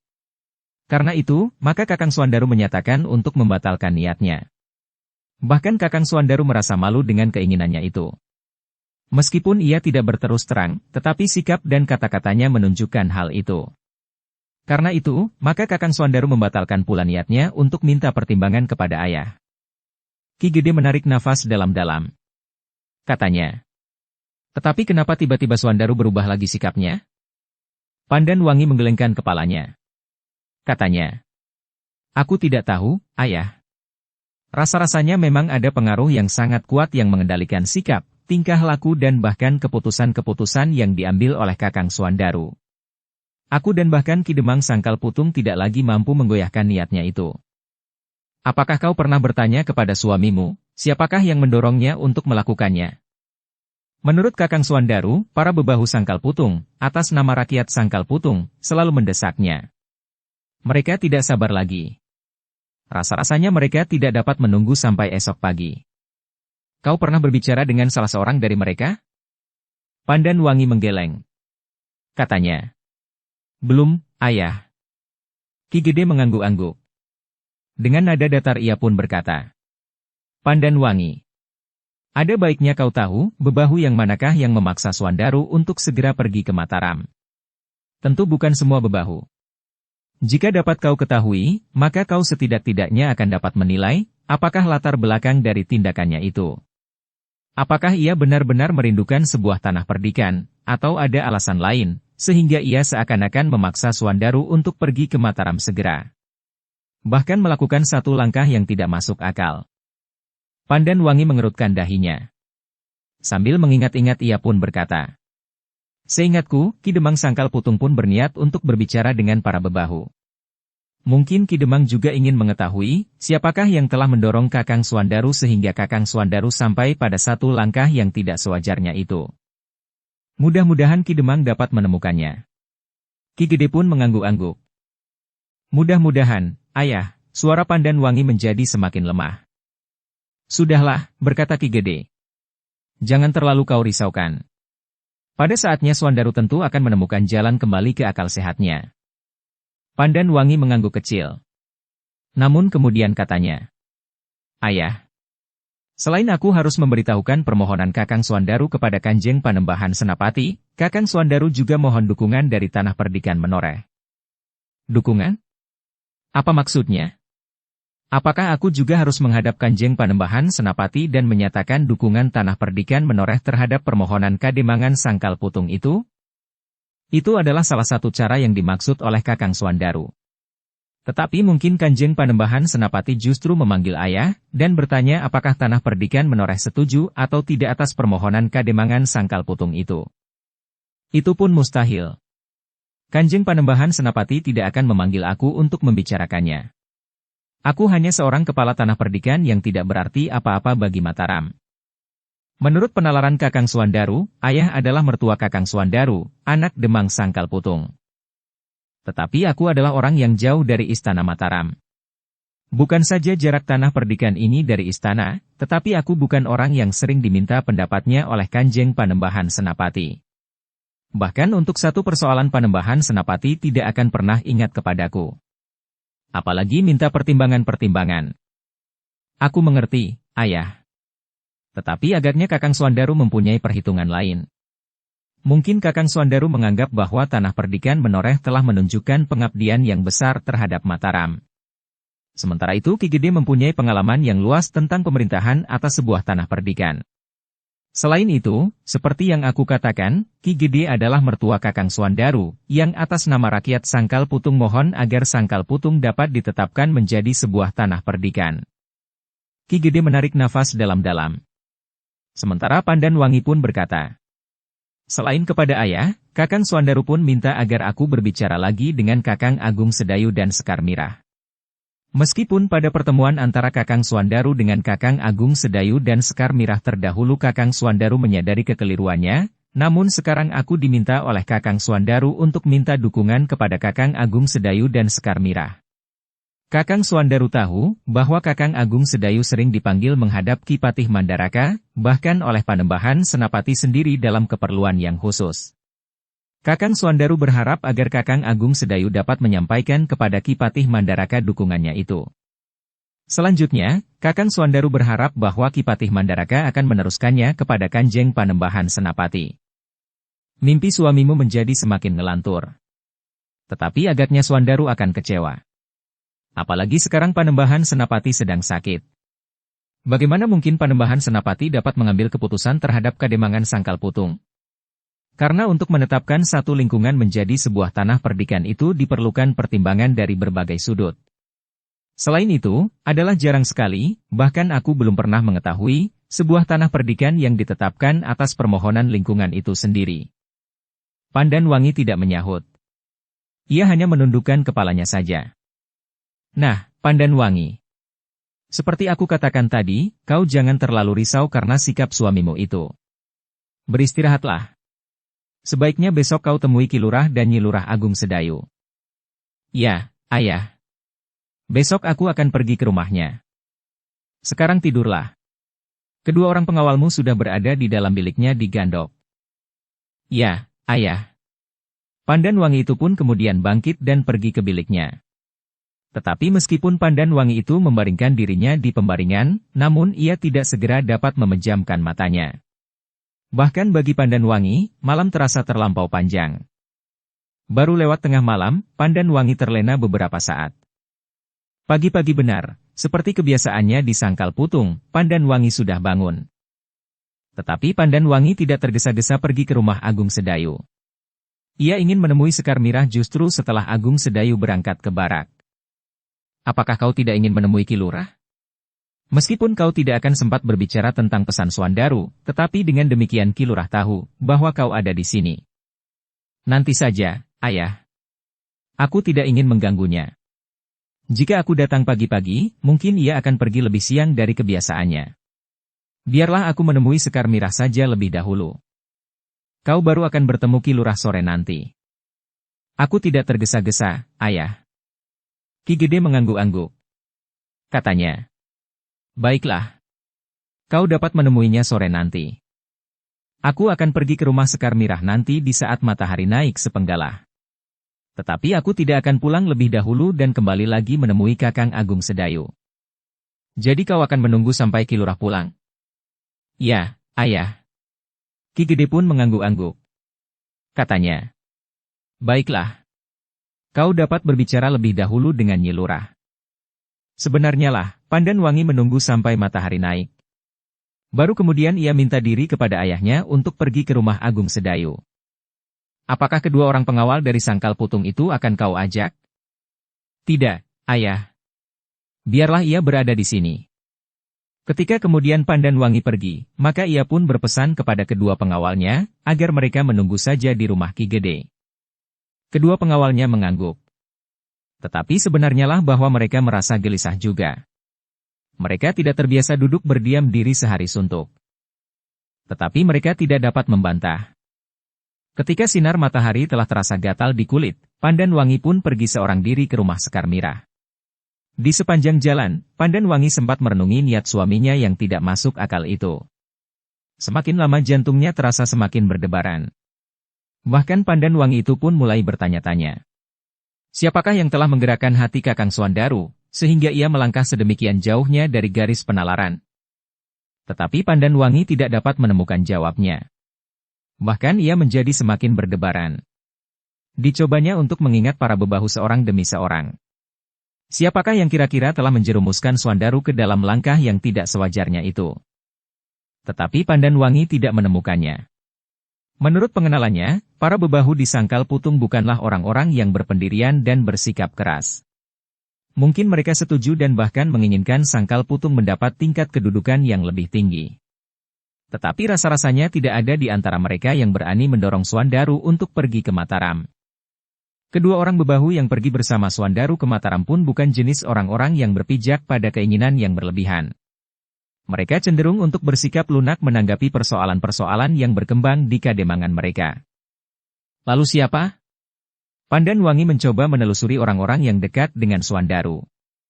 Ia mencoba untuk mengingat sifat dan watak beberapa orang Demang di kademangan-kademangan yang lebih kecil dari kademangan Sangkal Putung. Para Demang itu bukan pula orang-orang yang dipacu oleh keinginan-keinginan yang melonjak-lonjak. Lalu siapa? Pertanyaan itu berulang kali melintas di kepalanya. Pandan Wangi mengerutkan dahinya, ketika ia teringat seseorang yang dikenal dekat dengan Suandaru. Terlalu dekat. Orang itu adalah Ki Ambara. Tetapi tidak mungkin.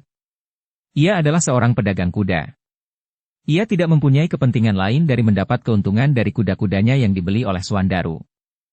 Pandan Wangi menarik nafas dalam-dalam.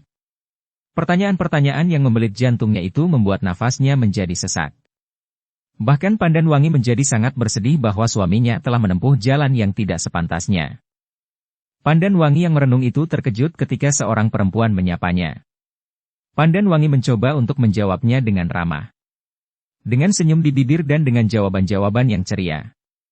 Tetapi demikian orang itu beranjak pergi, maka wajah Pandan Wangi pun kembali menjadi buram. Ketika ia sampai di depan regol halaman rumah Agung Sedayu, terasa hatinya seperti ditusuk dengan duri. Pedih sekali. Dengan agak ragu Pandan Wangi memasuki regol halaman rumah Agung Sedayu. Yang mula-mula dilihatnya adalah seorang laki-laki remaja yang berada di rumah itu pula. Sukra. Nyi, suara Sukra terputus. Apakah Nyi Lurah ada? Bertanya Pandan Wangi. Ada, Nyi. Ada. Silakan duduk di peringgitan. Aku akan memanggilnya. Ketika Sukra masuk ke longkangan lewat pintu Seketheng, maka Pandan Wangi pun segera naik ke pendapa. Ia pun kemudian duduk di peringgitan seorang diri. Beberapa saat ia menunggu Sekar Mirah keluar dari ruang dalam. Aku merasa iri, berkata Pandan Wangi di dalam hatinya. Sekar Mirah dapat menikmati hidup yang tenang. Suaminya seorang yang menempatkan diri pada jalur jalan yang memberikan kebanggaan bagi kehidupan keluarganya. Tiba-tiba mata Pandan Wangi itu menjadi basah. Ia tidak menyesal telah memilih Suandaru menjadi suaminya. Tetapi ia menyesal kenapa tingkah laku suaminya telah membuatnya sangat gelisah. Bukan untuk yang pertama kali.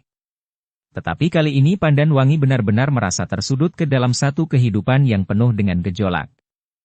Pandan Wangi itu mengusap matanya. Namun tiba-tiba saja pintu peringgitan terbuka. Sekar Mirah berdiri di pintu dengan wajah yang cerah.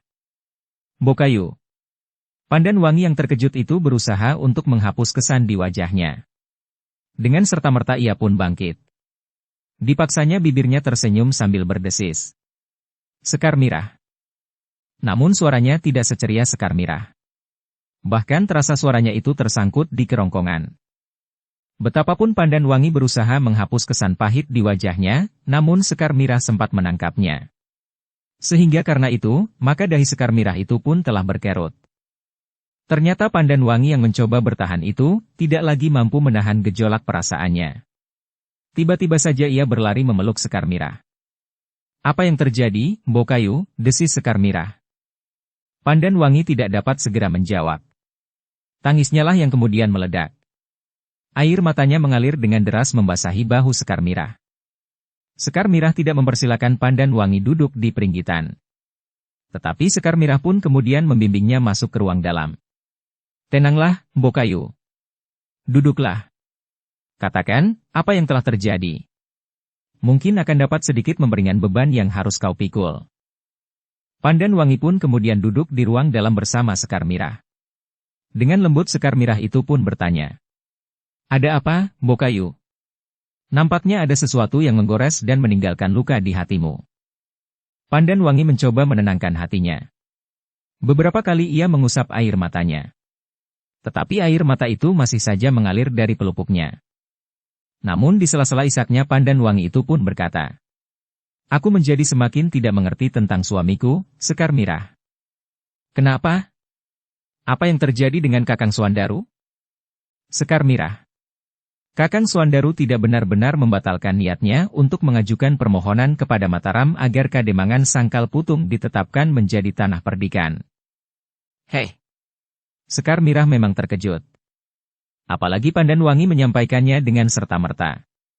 Katanya kemudian, bukankah Kakang Suandaru telah bersedia menarik kembali gagasannya untuk mengajukan permohonan agar Sangkal Putung dijadikan sebuah tanah perdikan? Ya. Pandan Wangi mengangguk. Dalam 1-2 hari, Kakang Suandaru juga kelihatan tenang. Ia tidak lagi nampak sibuk dan gelisah, justru karena ia sudah meletakkan niatnya itu.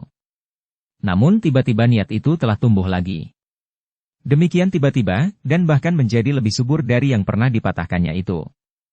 Kenapa? Nampaknya ada yang telah mempengaruhinya. Demikian kuatnya pengaruh itu, sehingga Kakang Suandaru telah kehilangan akal sehatnya. Lalu kau tinggalkan Kakang Suandaru? Tidak, Sekar Mirah.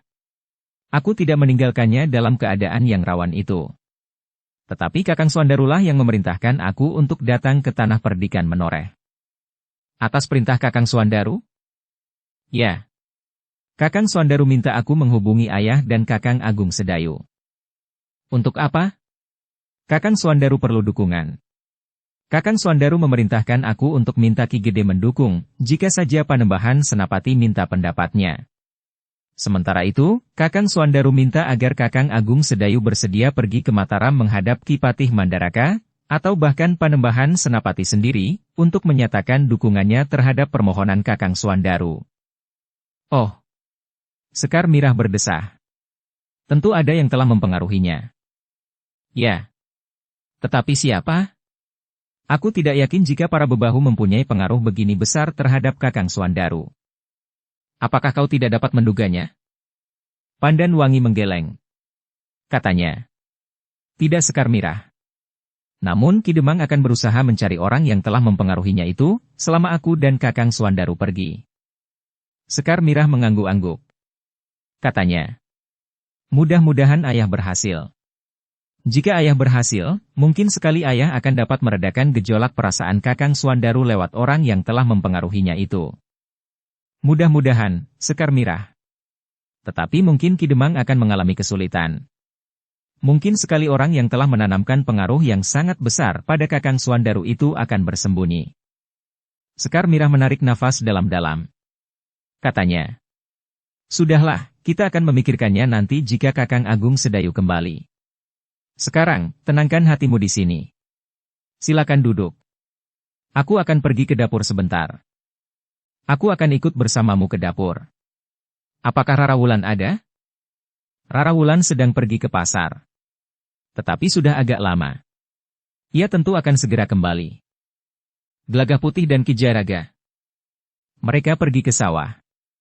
Agaknya Gelagah Putih sedang mempunyai waktu luang, sehingga ia sempat membantu Ki Jayaraga. Pandan Wangi tidak mau ditinggal di ruang dalam seorang diri. Ia pun kemudian ikut pergi ke dapur. Bahkan kemudian membantu kesibukan Sekar Mirah di dapur. Baru beberapa saat kemudian Rara Wulan pulang dari pasar, sambil menggendong sebuah bakul kecil dan menjinjing sebuah kereneng.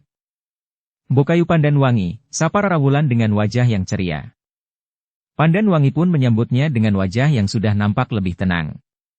Sambil tertawa ia pun berkata, begitu banyak kau berbelanja, Rara. Untuk sepekan sekaligus. Aku pergi ke pasar hanya di hari pasaran. Kecuali ada keperluan yang mendesak. Kau semakin cantik, Rara. Ah, Bokayu ini ada-ada saja. Bokayulah yang semakin cantik. Pandan Wangi tertawa. Rara Wulan pun kemudian telah meletakkan bakul dan kereneng yang dibawanya. Sementara itu, Sekar Mirah telah selesai menuang minuman dan menyuguhkannya kepada Pandan Wangi. Aku taruh minumanmu di ruang dalam, Bokayu. Tidak. Tidak usah. Biar di sini saja. Aku akan tetap berada di dapur. Aku akan ikut memasak. Kau akan memasak apa, Rara? Rara Wulan tertawa pendek. Katanya. Silahkan Bokayu duduk di ruang dalam. Tetapi Pandan Wangi menggeleng. Katanya. Biar aku di sini saja. Jika aku berada di ruang dalam, aku akan duduk sendiri. Jika Sekar Mirah menemui aku di ruang dalam, maka kaulah yang akan sendiri. Rara Wulan tertawa. Pandan Wangi memang tidak pergi ke ruang dalam. Ia tetap berada di dapur, membantu Sekar Mirah dan Rara Wulan masak. Mereka juga menyiapkan makan dan minum bagi Gelagah Putih dan Ki Jairaga yang sedang bekerja di sawah. Menjelang matahari sampai ke puncak, Sekar Mirah telah selesai menyiapkan makan dan minum yang akan dibawa ke sawah. Nasi, sayur dan lauknya, serta kendi berisi air minum. Sukralah yang membawa bakul di atas kepalanya dan menjinjing kendi dengan tangan kanannya. Baru kemudian setelah Sukra berangkat, Sekar Mirah telah menyiapkan makan bagi Pandan Wangi, dirinya sendiri dan Rara Wulan. Sedikit lewat tengah hari, setelah makan siang, mereka pun duduk berbincang di ruang dalam beberapa lama. Namun kemudian Sekar Mirah pun berkata, "Beristirahatlah, Bokayu. Aku dan Rara Wulan akan menyingkirkan mangkuk-mangkuk kotor ini." "Kenapa aku harus beristirahat? Bukankah aku tidak letih sama sekali? Tetapi kedudukan Bokayu sekarang adalah tamu. Sebagai seorang tamu Bokayu harus mendapat perlakuan khusus," jawab Rara Wulan. Pandan Wangi tertawa, Sekar Mirah pun tertawa pula. Namun kemudian Pandan Wangi telah ikut pergi ke dapur lagi, membantu kerja Sekar Mirah dan Rara Wulan. Mencuci mangkuk yang kotor dan merebus air untuk membuat minuman baru. Beberapa saat lagi, jika matahari menjadi semakin rendah, maka Agung Sedayu akan kembali dari baraknya. Ketika Rara Wulan sedang mengambil seonggok kayu bakar di luar, maka Pandan Wangi berdesis. "Apakah Kakang Agung Sedayu tidak akan marah jika aku berterus terang menyampaikan pesan Kakang Suandaru?"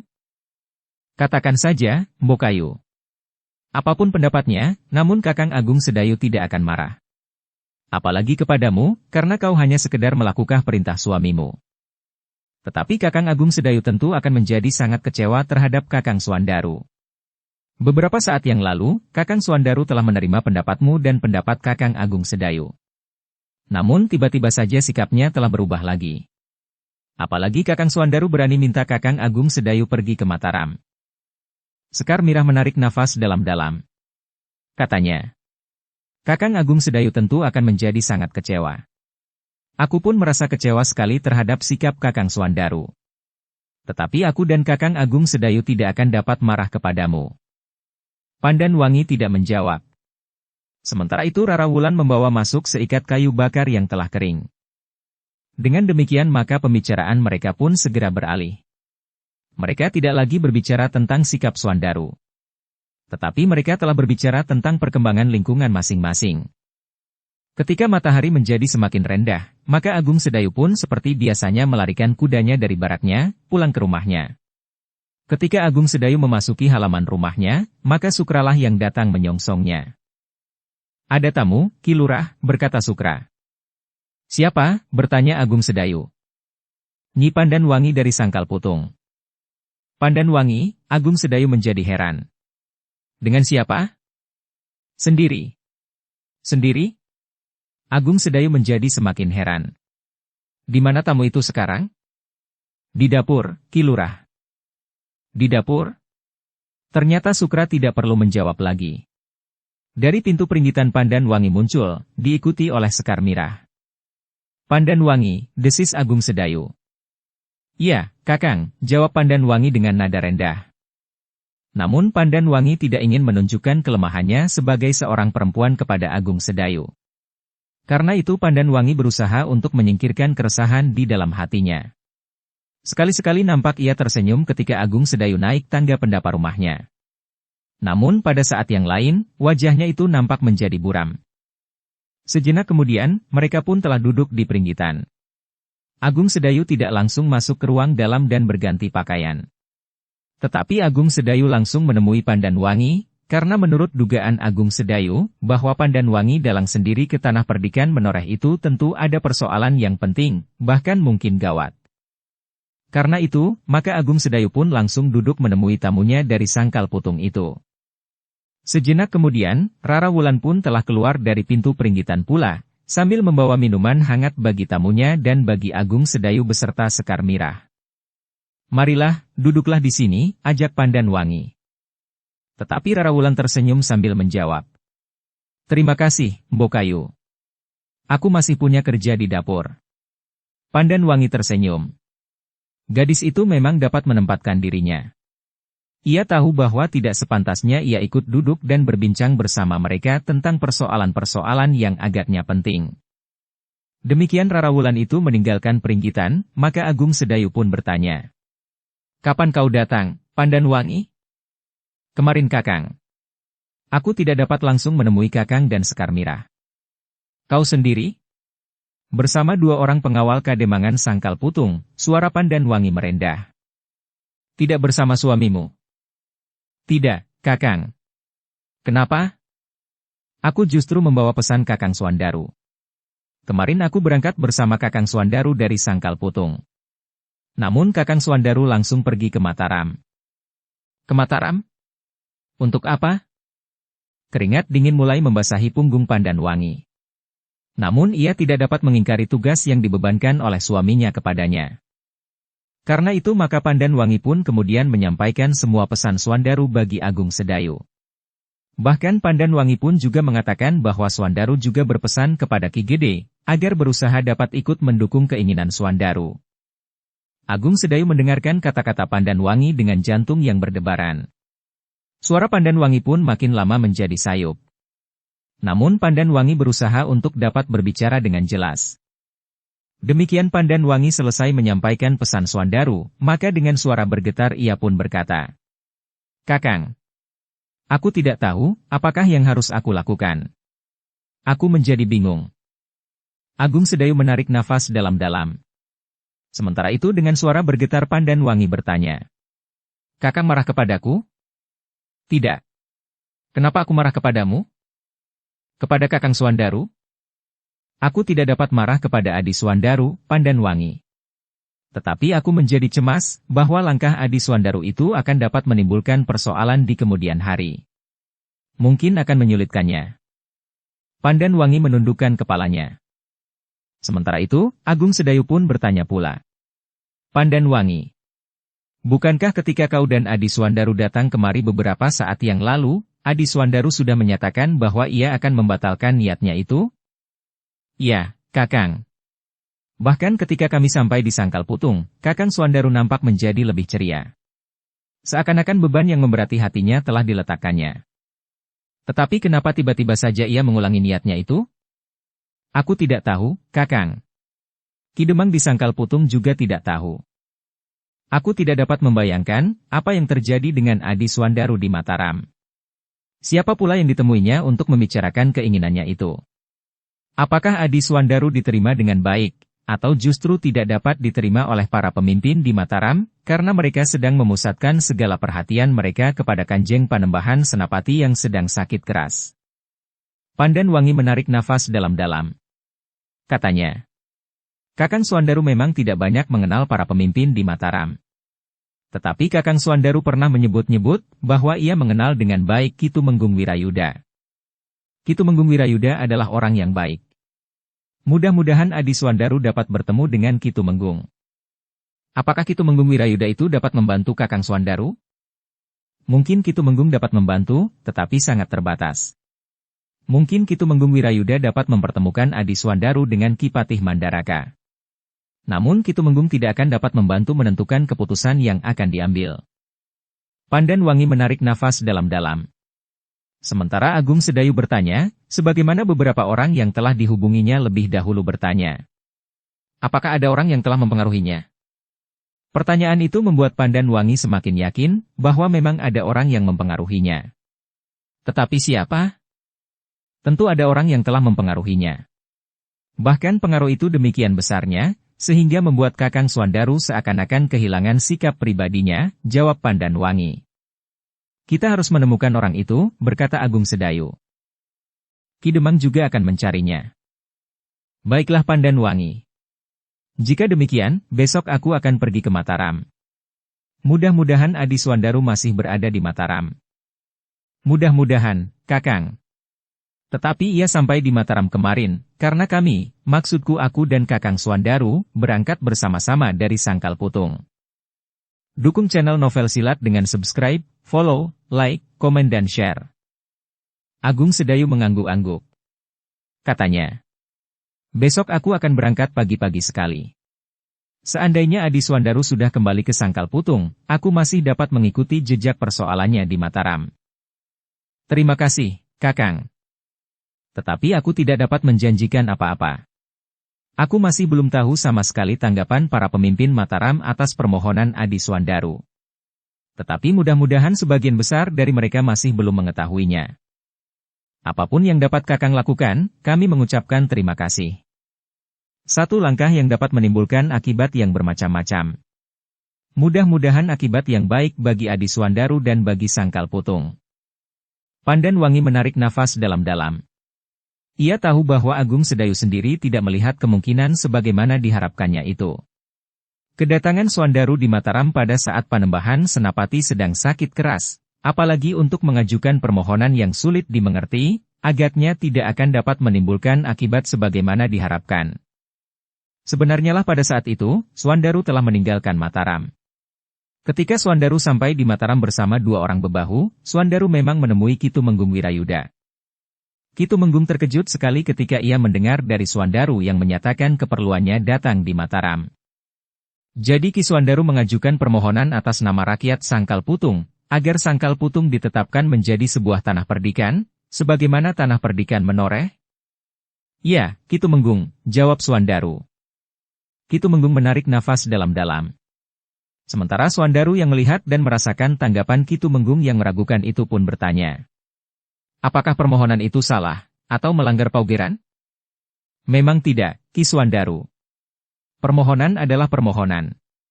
Sama sekali tidak melanggar paugeran. Sedangkan dikabulkan atau tidak, itu tergantung sekali kepada pihak yang lain.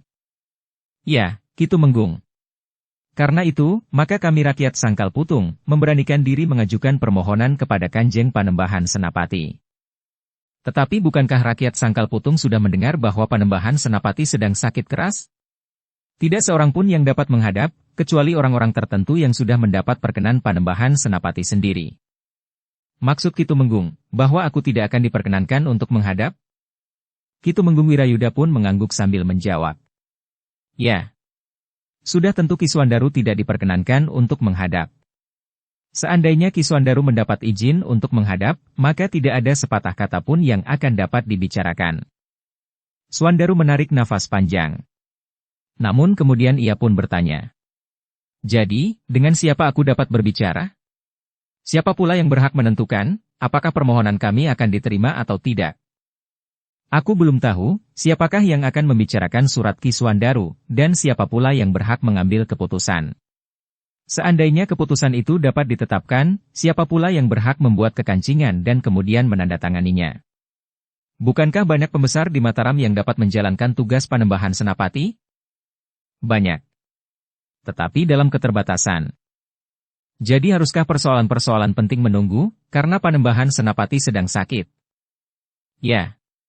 Bukankah itu berarti bahwa pemerintahan di Mataram terhenti? Tidak. Penyelenggaraan pemerintahan sehari-hari berjalan terus. Hanya persoalan-persoalan yang penting dan mendasar sajalah yang harus menunggu. Menjawab. Ya. Sudah tentu Ki Suandaru tidak diperkenankan untuk menghadap. Seandainya wajah Suandaru menjadi tegang. Dengan nada dalam ia pun berkata. Tetapi aku mohon Ki Tumenggung, hendaknya ada seseorang yang berani mengambil keputusan tentang permohonan kami itu. Aku akan membawa surat permohonanmu itu kepada Ki Patih Mandaraka. Aku sendiri akan menghadap bersama Ki Tumenggung. Aku akan menyampaikannya, apakah Ki Suandaru dapat menghadap atau tidak. Apakah mungkin Ki Patih tidak bersedia menerima aku menghadap? Tergantung kesibukan dan keadaan Ki Patih. Ki Tumenggung. Aku datang dari jauh untuk bertemu dan berbicara dengan para pejabat di Mataram. Tetapi para pejabat itu harus menentukan waktu, kapan ia dapat menerima tamu yang ingin menghadap. Kita tidak dapat begitu saja dengan serta-merta datang menemui para pejabat itu. Aku tahu, Ki Tumenggung. Maksudku, bahwa orang-orang yang datang dari jauh itulah hendaknya yang mendapat kesempatan pertama. Tidak, Ki Suwandaru, jawab Ki Tumenggung Wirayuda. Yang diterima lebih dahulu adalah mereka yang dianggap mempunyai persoalan yang sangat penting dan mendesak. Jika demikian, aku berhak untuk menghadap lebih dahulu. Persoalanku sangat penting dan mendesak. Tidak, Ki Suwandaru. Persoalan Ki Suwandaru tidak penting dan tidak mendesak bagi Mataram. Seandainya permohonan Sangkal Putung itu disetujui, maka pelaksanaannya sama sekali tidak mendesak. Dapat dilaksanakan sepekan mendatang, sebulan, setahun, atau bahkan beberapa tahun lagi. Wajah Suwandaru menjadi merah. Tetapi Ki Tumenggung Wirayuda seakan-akan tidak menghiraukannya. Bahkan ia pun berkata, "Terserah kepada Ki Suwandaru. Apakah Ki Suwandaru akan pulang ke Sangkal Putung, atau akan menunggu kemungkinan untuk menghadap Ki Patih di Mataram? Jika aku harus menunggu, kapan aku dapat menghadap? Aku belum dapat mengatakannya, Ki Suwandaru. Ada bertimbun persoalan penting yang harus dipecahkan. Karena itu persoalan-persoalan yang tidak mendesak akan ditelaah kemudian." Jantung Suwandaru terasa menjadi pedih. Ki Tumenggung itu menganggap bahwa persoalan yang dibawa oleh Suwandaru itu bukan persoalan yang penting, yang harus ditempatkan pada urutan pertama. Darah Suwandaru terasa mulai menjadi panas. Karena itu, maka ia pun berkata, "Jika demikian aku akan pulang ke Sangkal Putung." Dengan ringan Ki Tumenggung itu pun menjawab, "Silahkan." Suwandaru mengumpat di dalam hatinya.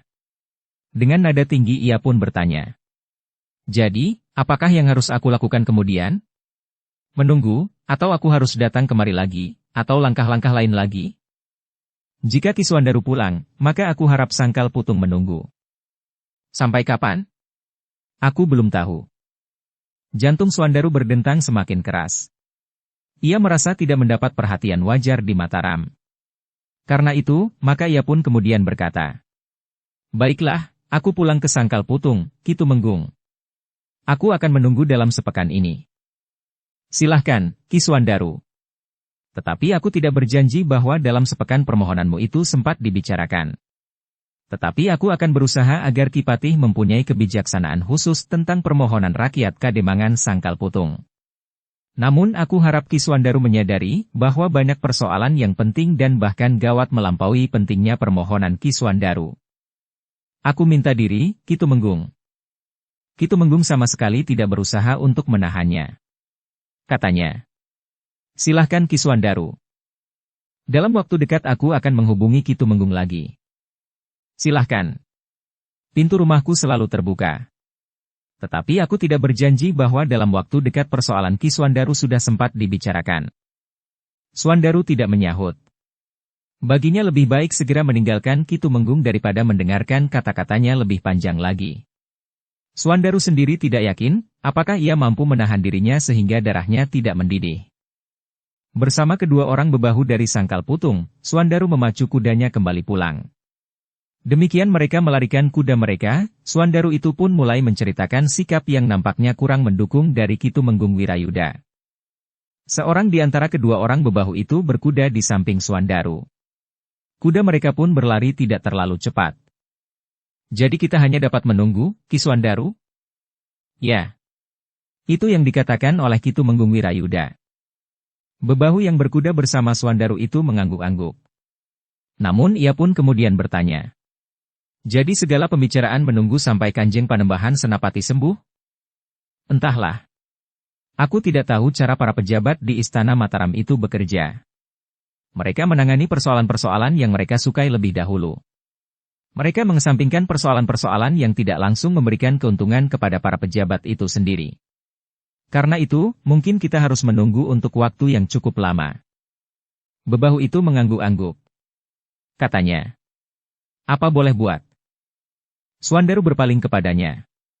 Dengan nada tinggi ia pun bertanya, "Apa maksudmu?" Bebahu itu mengerutkan dahinya. Kemudian ia pun menjawab, "Bukankah kita tidak dapat berbuat apa-apa?" Suwandaru memandang bebahu itu dengan tajamnya. Namun kemudian ia pun berkata, apakah menurut pendapatmu, kita hanya dapat menunggu sampai kapanpun? Jadi apa yang dapat kita lakukan? Suandaru terdiam. Namun ia pun kemudian mengangguk sambil berdesis.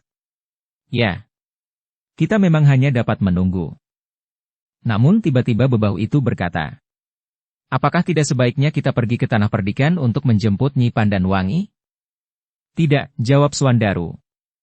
Ia memerlukan waktu untuk meyakinkan Ki Gede Menoreh dan Kakang Agung Sedayu. Bebahu itu mengangguk-angguk pula. Tetapi ia tidak bertanya apa-apa lagi. Demikianlah, maka ketiga orang itu pun telah melarikan kuda mereka kembali ke Sangkal Putung. Suandaru tidak dapat berbuat lebih dari yang dilakukannya. Dalam pada itu, ketika matahari menjadi semakin rendah, ketika Suandaru dengan jantung yang terasa bagaikan terpanggang di atas api sampai di Sangkal Putung, ia pun tidak menunggu sampai hari berikutnya. Malam itu juga ia sudah berada di rumah Ki Ambara di Kajoran. Orang-orang Mataram adalah orang-orang yang tidak tahu diri, berkata Suandaru sambil menghentakkan tangannya. Sambil memijit bahu Suandaru, Wiyati pun berkata, jangan cepat patah, Kakang. Perjalanan Kakang belum berarti gagal. Kakang memang sepantasnya menunggu, meskipun menunggu itu tentu ada batasnya. Wirayuda tidak memberi kesempatan sama sekali, geram Suandaru. Sikapnya jauh berbeda dengan sikapnya pada saat-saat ia memerlukan bantuan para pengawal Kademangan Sangkal Putung. Ia tidak ramah sebagaimana sikapnya pada saat Mataram siap menghalau pasukan Pati, atau bahkan saat Mataram menyusul pergi ke Pati. Bukankah itu sikap yang wajar, Kakang? Seseorang akan bersikap baik jika ia membutuhkan kita tetapi mereka akan berpaling jika kita yang membutuhkan mereka. Bukankah itu tidak adil? Ya. Itu tidak adil, jawab Wiyati. Namun kemudian ia pun berkata, tetapi bukankah Kakang Suandaru masih harus menunggu keterangan terakhir dari Ki Tumenggung, meskipun seperti yang aku katakan, menunggu pun tentu ada batasnya. Suandaru tidak menjawab. Tetapi ia pun segera terbuai dalam kehangatan sikap Wiyati. Malam itu, Suandaru berada di Kajoran sampai lewat tengah malam. Baru di dini hari ia memacu kudanya kembali ke Sangkal Putung. Namun ketika matahari naik menjelang puncaknya, Suandaru telah berada di Kajoran lagi sampai menjelang sore hari.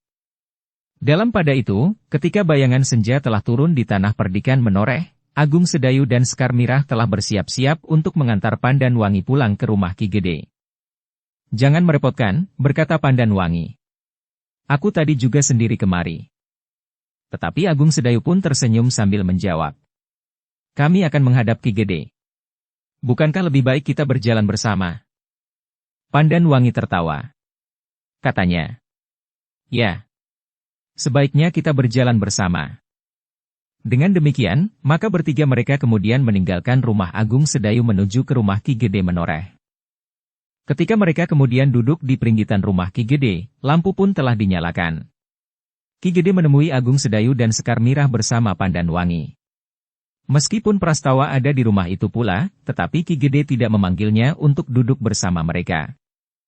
Prastawa pun mengerti bahwa yang dibicarakan oleh Ki Gede dengan tamu-tamunya tentu persoalan yang tidak semua orang boleh mendengarnya. Karena itu, maka Prastawa pun justru telah pergi ke gardu. Beberapa saat kemudian, pembantu Ki Gede pun telah menghidangkan minuman dan makanan. Silahkan, Ki Lurah, Nyi Lurah. Terima kasih, Ki Gede. Minum sajalah dahulu. Baru kemudian kita akan berbicara. Agung Sedayu dan Sekar Mirah pun kemudian telah menghirup minuman hangat dan makan sepotong makanan. Baru kemudian, Ki Gede pun memasuki pembicaraan tentang maksud kedatangan Ki Lurah Agung Sedayu dan istrinya. Apakah Pandanwangi sudah menyampaikannya kepada Ki Lurah dan Nyi Lurah? Bertanya Ki Gede. Ya, Ki Gede. Pandanwangi sudah mengatakan persoalan yang menyangkut suaminya, yang kemarin telah pergi ke Mataram, untuk menyampaikan permohonan agar Sangkal Putung ditetapkan menjadi sebuah tanah perdikan. Ki Gede menarik nafas dalam-dalam. Dengan nada dalam Ki Gede pun bertanya. Jadi, bagaimana menurut pertimbangan Ki Lurah berdua? Sejak semula kami telah menyatakan bahwa kami tidak sependapat, Ki Gede. Sekar Mirah, adik kandung Suandaru, juga tidak sependapat bahwa Sangkal Putung mengajukan permohonan untuk ditetapkan menjadi tanah perdikan. Ki Gede mengangguk-angguk. Sementara Sekar Mirah pun menyambung. Bukannya aku tidak setuju seandainya Sangkal Putung menjadi tanah perdikan. Aku salah seorang anak Demang Sangkal Putung.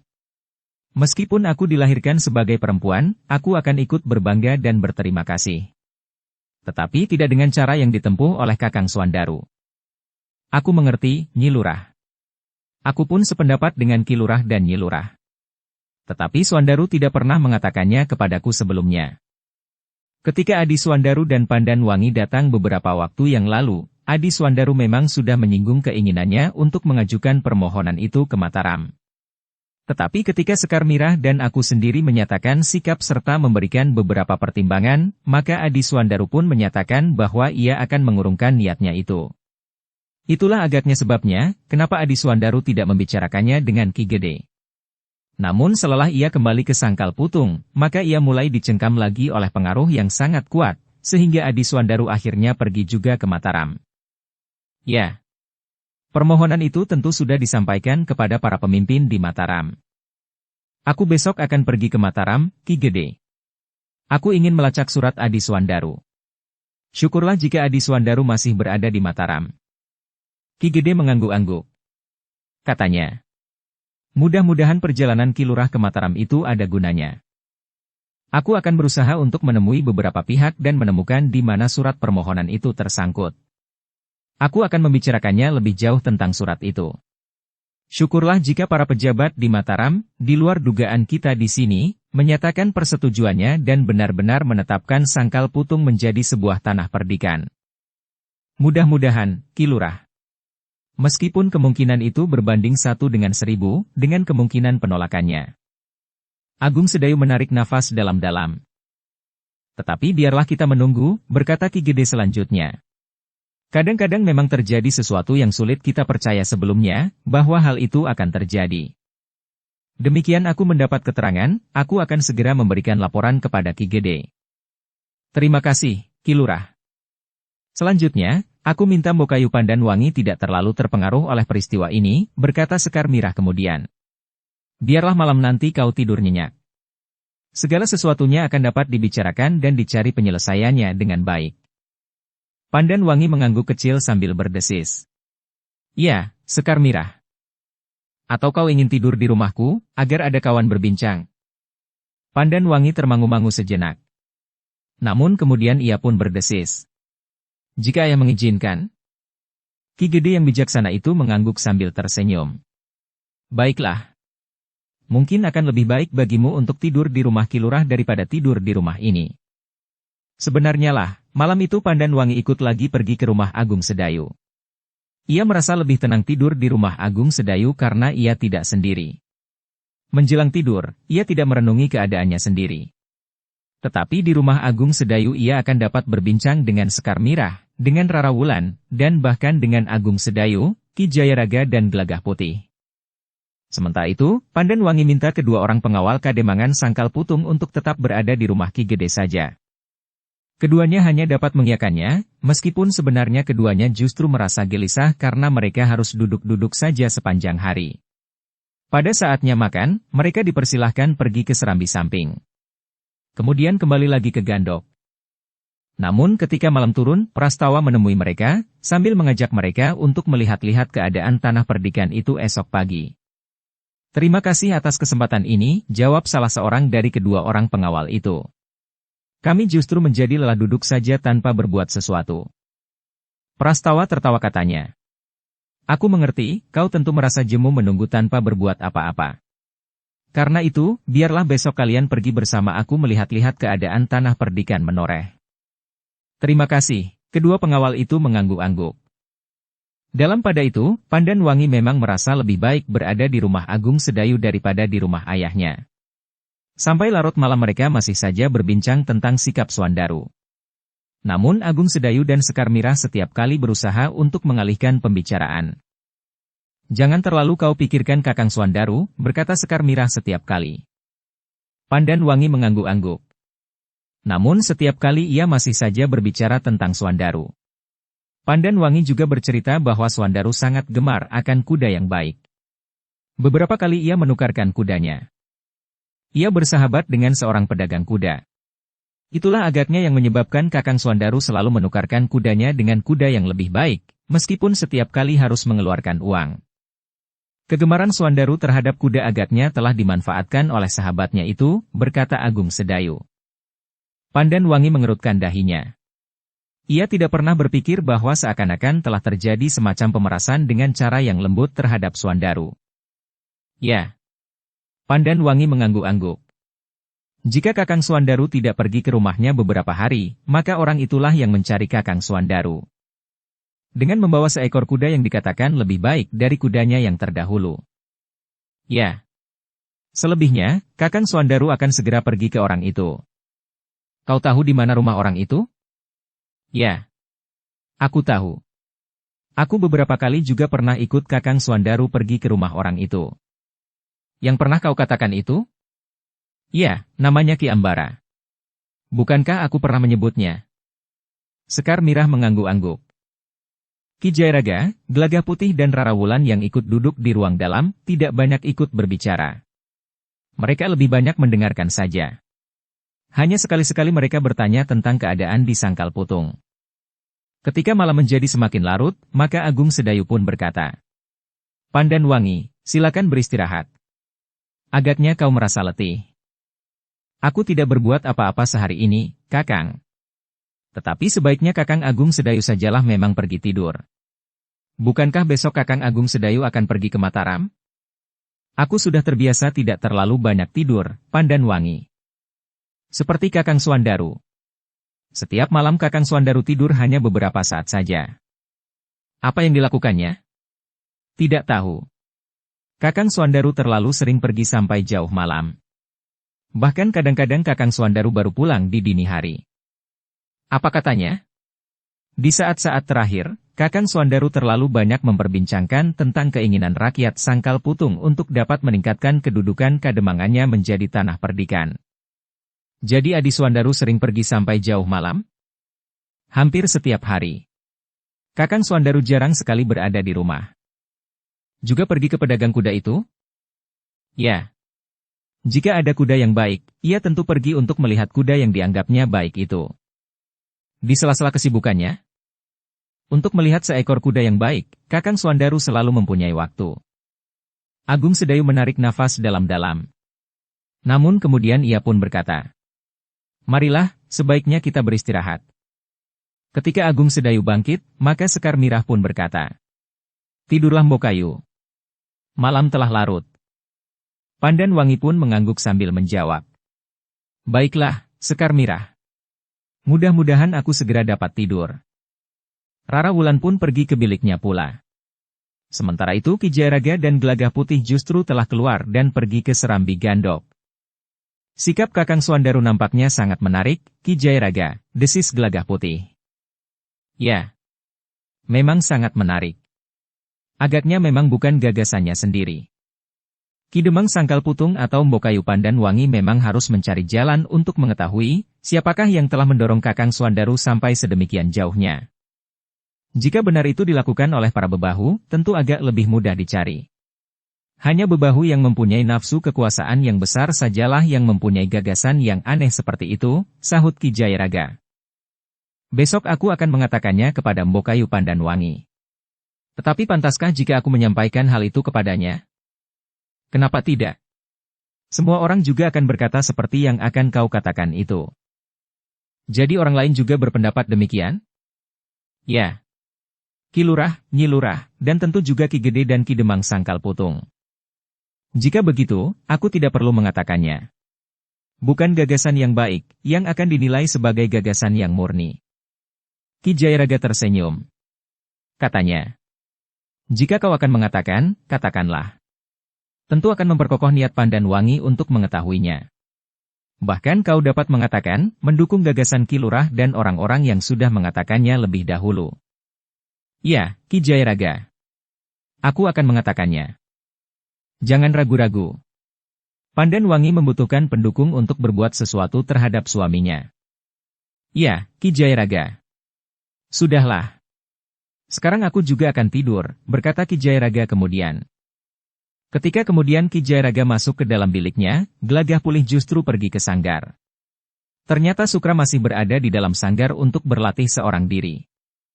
Demikian Gelagah Putih masuk ke dalam sanggar, maka Sukra itu pun berdesis. Apa yang harus aku lakukan kemudian? Gelagah Putih menarik nafas dalam-dalam.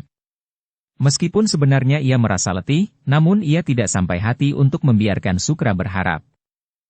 Karena itu, maka Gelagah Putih pun segera turun ke tengah-tengah arena untuk memberikan bimbingan kepada Sukra. Di keesokan harinya, seperti yang dikatakan, Agung Sedayu berangkat lebih pagi dari kebiasaannya. Ia tidak saja akan pergi ke Barak, tetapi Agung Sedayu itu akan pergi ke Mataram, seperti yang dijanjikan kepada Pandan Wangi. Aku akan singgah di Barak. Aku harus memberitahukan kepada para prajurit di Barak itu bahwa aku hari ini pergi ke Mataram. Aku juga akan mengajak 1-2 orang untuk kawan berbincang di sepanjang jalan. Hati-hati di jalan, Kakang, pesan Sekar Mirah. Agung Sedayu tersenyum. Katanya, aku akan selalu berhati-hati, Mirah. Aku menunggu di sini, Kakang Agung Sedayu, berkata Pandan Wangi. Demikian aku dapat melacak jejak permohonan Swandaru itu, serta mendapat keterangan dari Ki Tumenggung Wirayuda, aku akan segera kembali. Jika Kakang harus menghadap Ki Patih Mandaraka, bertanya Sekar Mirah.